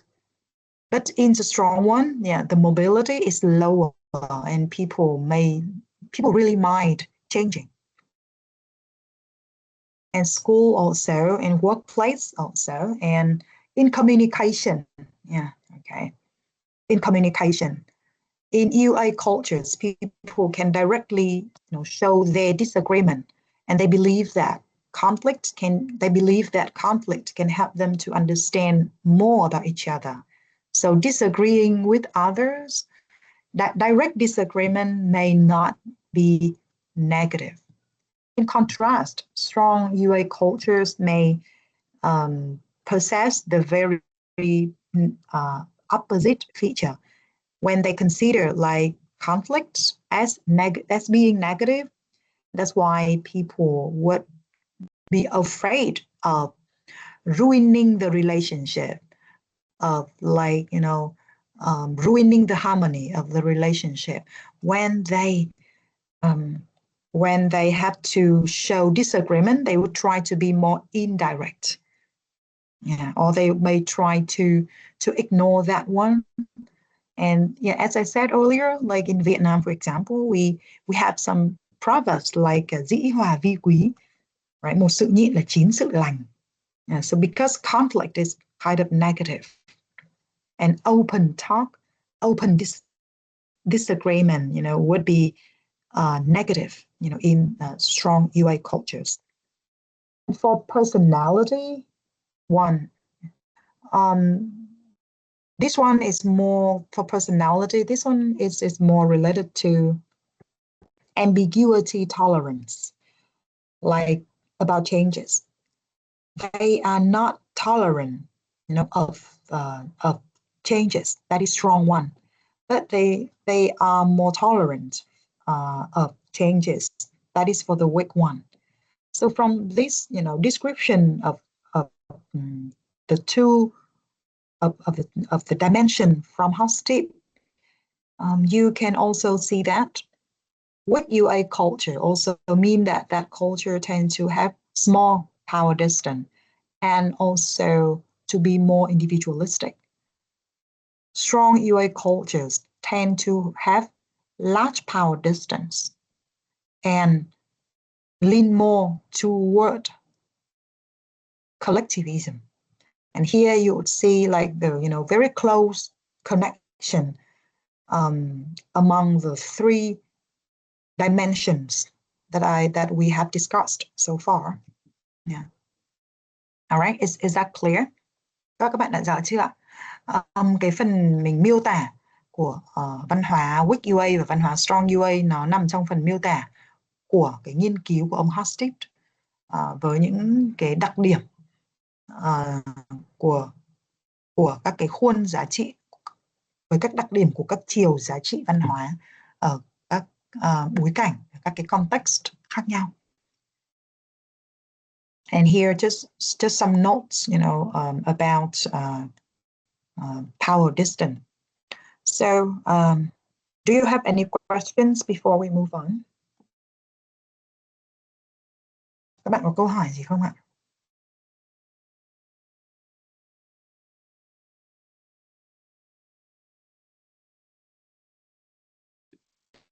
If you don't have any questions, I would like to give you some more examples related to power distance. So just a minute, let me share with you this one.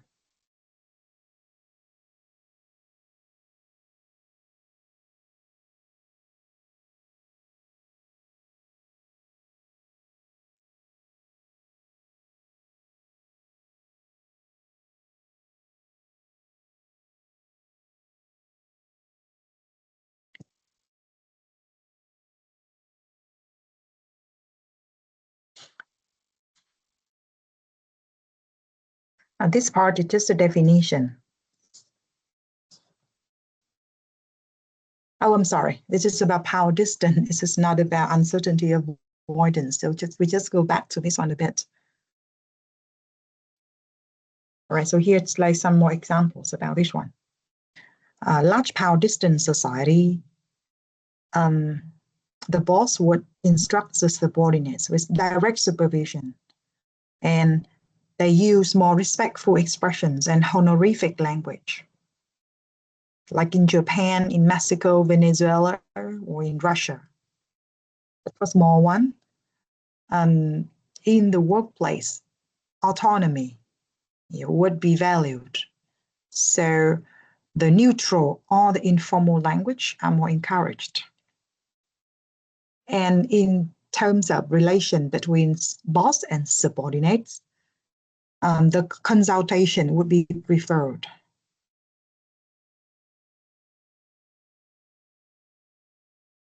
So now let's go back to this one. Yeah.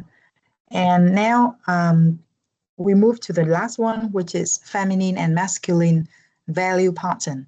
And I will explain to you about the changes of the name of this one. It is not actually about gender, but it is more about life goals. So please choose A or B for this situation. A or B, everyone.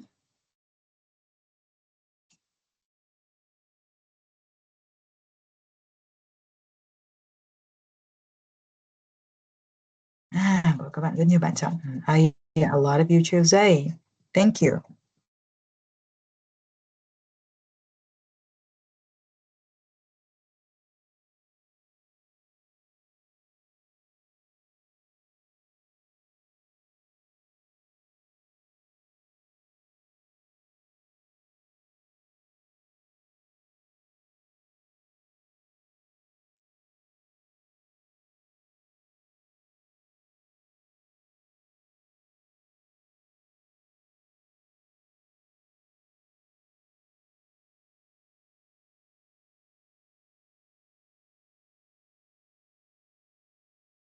If you choose A, yeah, it means that you tend to be more feminine. You appreciate more like feminine value pattern.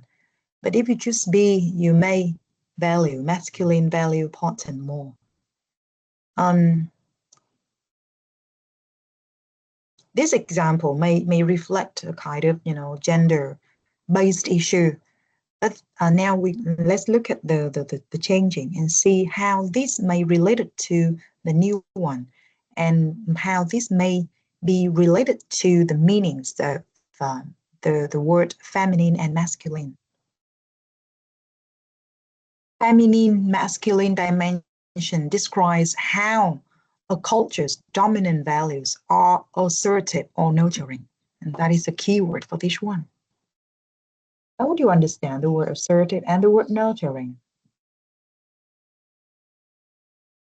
Và đây người ta dùng từ dominant values nhé.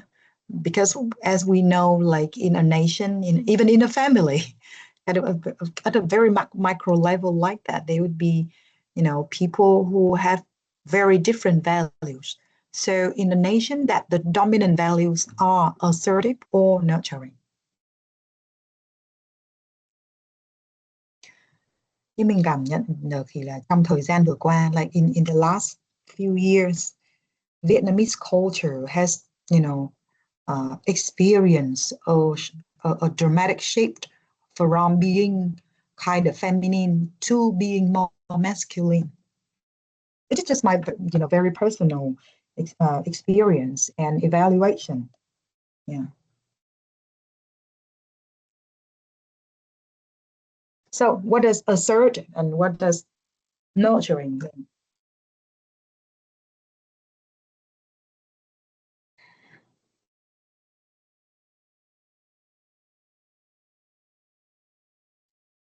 Chưa có bạn nào chia sẻ. Bạn hiểu hai từ này như thế nào ạ? If they are new words to you, please check dictionary for more information about assertive or nurturing. Ở đây mình để hình ảnh nó hơi bị nó I'm sorry, it's just not really logical here. Nurturing là đây ạ. Assertive là đây. I should have like reorder the words to make it more logical.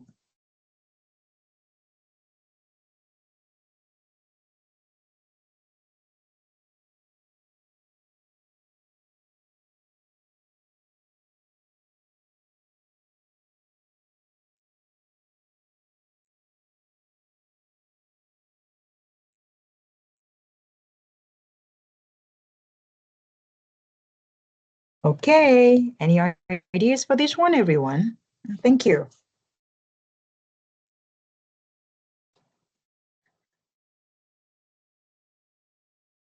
Okay, thank you. Assertive means like decisive, have a very clear goal in life. Nurturing tend to be more caring, more gentle, more balanced. Yeah, so that is nurturing. Yeah. Assertive, kind of decisive and strong, and have a really and focus on goal. Yeah, set the goal and strictly, patiently follow your goals. And yeah, that is like assertive. Okay, thank you, Miss Lan and Mr. Đứng, for your opinion. Yeah, that's right, absolutely right. Mr. Đứng even mentioned the word competitive. Yeah.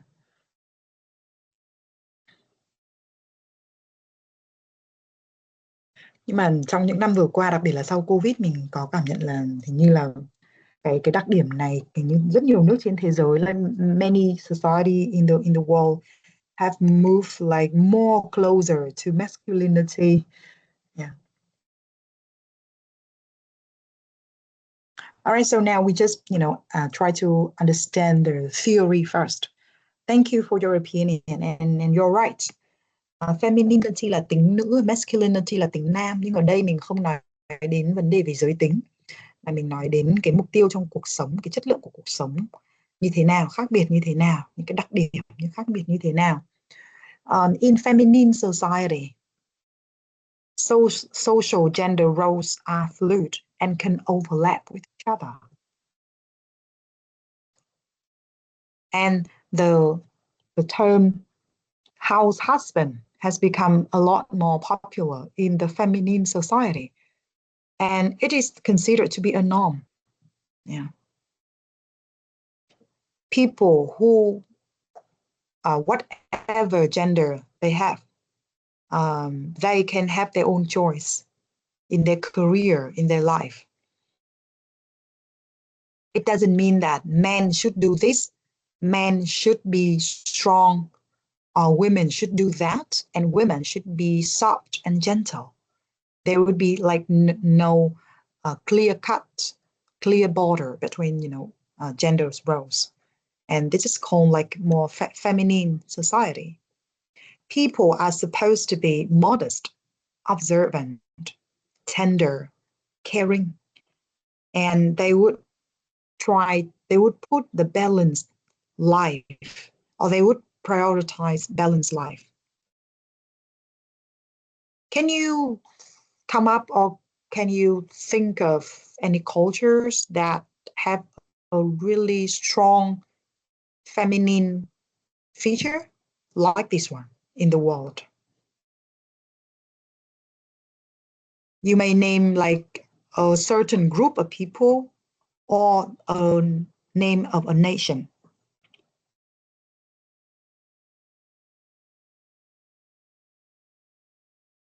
Vietnam in the past. Thank you.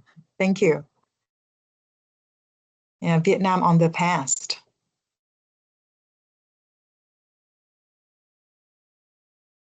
There are other examples, like one of the, I think though Sweden. Sweden. Thank you. That's right. Yeah. Sweden, Finland, Japan as and well. Germany Norway. as well. Yeah. Germany. Yes. Okay. Yeah, I think like in Germany. For the masculine cultures. Germany, like it tend to be more masculine, but I'm not so sure. Like later on, we may check the result of positive research. Yeah, the most updated result. So masculinity, as we have mentioned, it is like a culture when gender roles are clearly distinct, and men has their own role and women has their own role, and this. In general, the society is more goal-focused and task-focused and more materialistic-focused. More material-focused. So here you would see that America, would be like one masculine culture. And now Vietnam tend to be more masculine.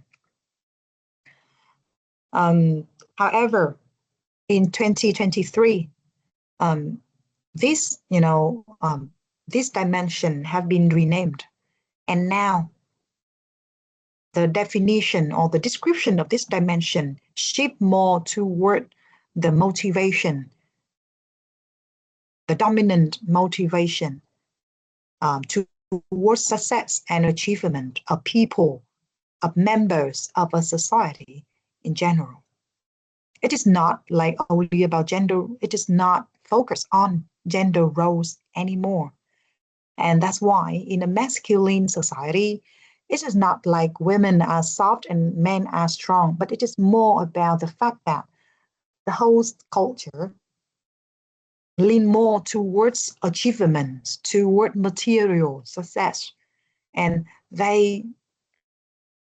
people are more concerned with the visible success. And they may somehow forget the importance of life balance. So that is like more masculine. This is like masculine, dominantly masculine one. All right, and here I'd like to show you the score, motivation towards success and achievement, cultural value dimension. So you see that like Japan ranked the first, whereas Denmark, Netherlands, and Norway ranked the lowest. And here, there's also other descriptions of the features. And here you still see the word nurture and achievement. Both take initiative, and male take initiative in family relationship. And in communication, this is also fluid gender communication, and masculine toughness and feminine softness.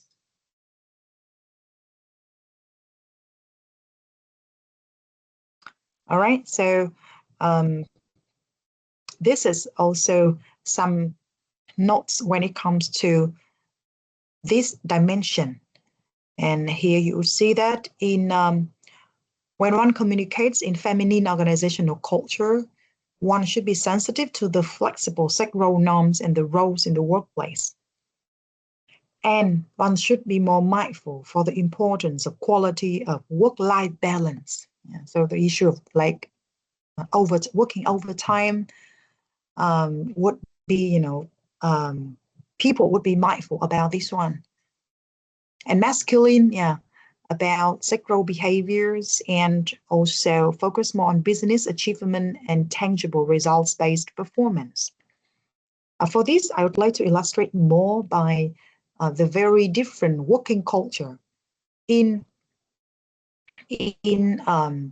Northern European countries, like in Denmark. Yeah, the work-life balance of the staff is, highly appreciated, and it means that bosses would give their staff, time, like a lot of like break time or days off, and in order for them to recharge, to release stress, and like to have like their own personal life. Yeah, with a lot of regulation about working time and also the workload. However, in a masculine culture like now, the working time, the working time and working overtime have become like more of a norm when the organization may also not really prioritize their staff work-life balance. And this one would be, would be seen from the working culture when people are on almost all the time, almost every time. And they may have to answer the phone. They have to answer the message from their boss. They have to do immediately like what their boss asked them to do, for example. Yeah. So this is like the very different one between the working place of the two cultures, like the feminine one and the masculine one. So as I said earlier, let's talk about, let's say, the critique towards this framework. There are two critics. The first critic is about the methodology. Other researchers argue that participants in this research cannot represent the culture of that nation because they are the staff of multinational corporation like IBM. So how can they represent the nation? And the result of the research may be biased, may be misleading. The second critic is that the result, this measurement is generalization, and they may cause stereotyping, and it would make people become very stereotypical when they do not see the diversity, the differences at the lower level, like among individuals, among family, among schools, among different groups of different community in a certain nation. Yeah. So this is like the two critics of positive. All right. So do you have any question? Oh, before we finish, I'd like to show you again the comparison tool. And let's see the score of Vietnam. That indicates that, that show the result of this research, the finding of this research regarding Vietnam. And I'm just curious about, what do you think about these results? I think the first one, power distance, is true in the past, but nowadays people tend to more like shorten that. Oh, okay.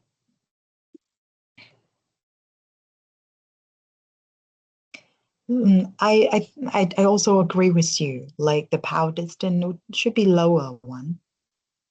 Individualism should be higher. The score should be higher. And especially for the Gen Z. Yeah, motivation towards achievement and success it should be also much higher. And 30 here, I think, yeah, I think it's okay. It's just very personal one.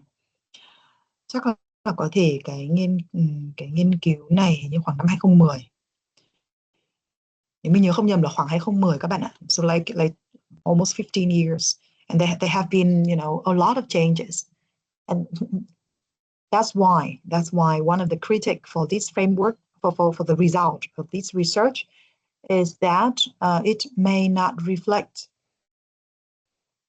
the changes, and it may make people like have some stereotypical views about certain nation.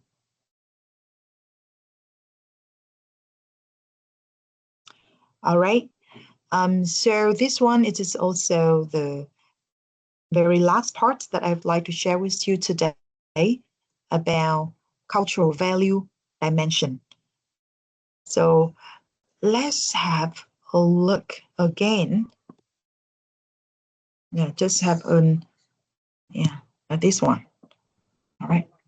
So you see that this one reflects the cultural value dimension developed by Hofstede. This is a cultural lens that can help us to analyze cultural differences, and they also inform us about why different groups may have different ways of communication. And that's why they're like, what can we do? What should we do in order to improve our intercultural communication skill? And this one is the very first, the foundation that we need to know in order to understand the root cause of the communication differences. All right, so do you have any questions? Các bạn có câu hỏi gì không nhỉ? Hôm nay mình đã chia sẻ với các bạn về 4 cái chiều giá trị văn hóa và giải thích cho các cái chiều giá trị văn hóa này là gì, nó gồm có những đặc điểm gì. Và thứ hai là một số những cái kết quả trong nghiên cứu của Hofstede. Thì cái phần này thực ra là mình chỉ chia sẻ lại với các bạn nghiên cứu của ông Hofstede thôi. Và mình cùng nhau thảo luận một số những ví dụ liên quan đến văn hóa của Việt Nam, hoặc văn hóa của nước láng giềng, hoặc là của Anh Mỹ. Và phần này nó là cái nền tảng, nó là lý thuyết để cho về sau các bạn sẽ áp dụng vào những cái tình huống giao tiếp liên văn hóa, để mình hiểu là vậy thì làm thế nào để mình có thể nâng cao cái kỹ năng giao tiếp liên văn hóa khi mà mình hiểu được cái sự khác biệt về văn hóa. Đấy là do những cái sự khác biệt về hệ giá trị, nhưng mình cũng không mình cũng không gọi là bị fix, gọi là có những cái mindset, những cái cách nhìn nó cố định về cái chiều giá trị văn hóa này, mà mình cần phải có cái cách nhìn linh hoạt hơn. Bởi vì giá trị văn hóa và chiều giá trị văn hóa thì luôn luôn thay đổi, luôn luôn vận động, đặc biệt là trong cái bối cảnh chính trị xã hội hiện nay có rất nhiều biến động, và người ta vẫn phải thay đổi để thích nghi, và người ta cũng bị ảnh hưởng rất nhiều bởi các yếu tố bên ngoài, các yếu tố từ nước ngoài là và các tức là cái sự ảnh hưởng từ văn hóa của nước ngoài. Đó. Như vậy là sẽ có rất nhiều những cái sự thay đổi, nhưng mình có chia sẻ với các bạn đấy, cái bảng đấy, kết quả đấy nó không phản ánh thực chất những cái đặc điểm của chiều giá trị văn hóa của văn hóa Việt Nam, hay là đối với một số nhóm người, một số cá nhân, một số nhóm người, một số tổ chức cụ thể ở Việt Nam. Alright, so this is like what I'd like to share with you today about the framework and also some of the downsides, of this framework, and also some other notes about our mindset, about changes in cultural values. Do you have any questions? Các bạn có câu hỏi gì không nhỉ? Các bạn có câu hỏi gì không? Các bạn có muốn trao đổi gì không? Dạ không ạ. Không. Alright, thank you. And so this is our lesson, and goodbye, and see you next week. Bye there. Bye. Thank you, teacher. Thank you. Bye. Thank you. Thank you, teacher. Yeah. Good night. Good night and sleep well.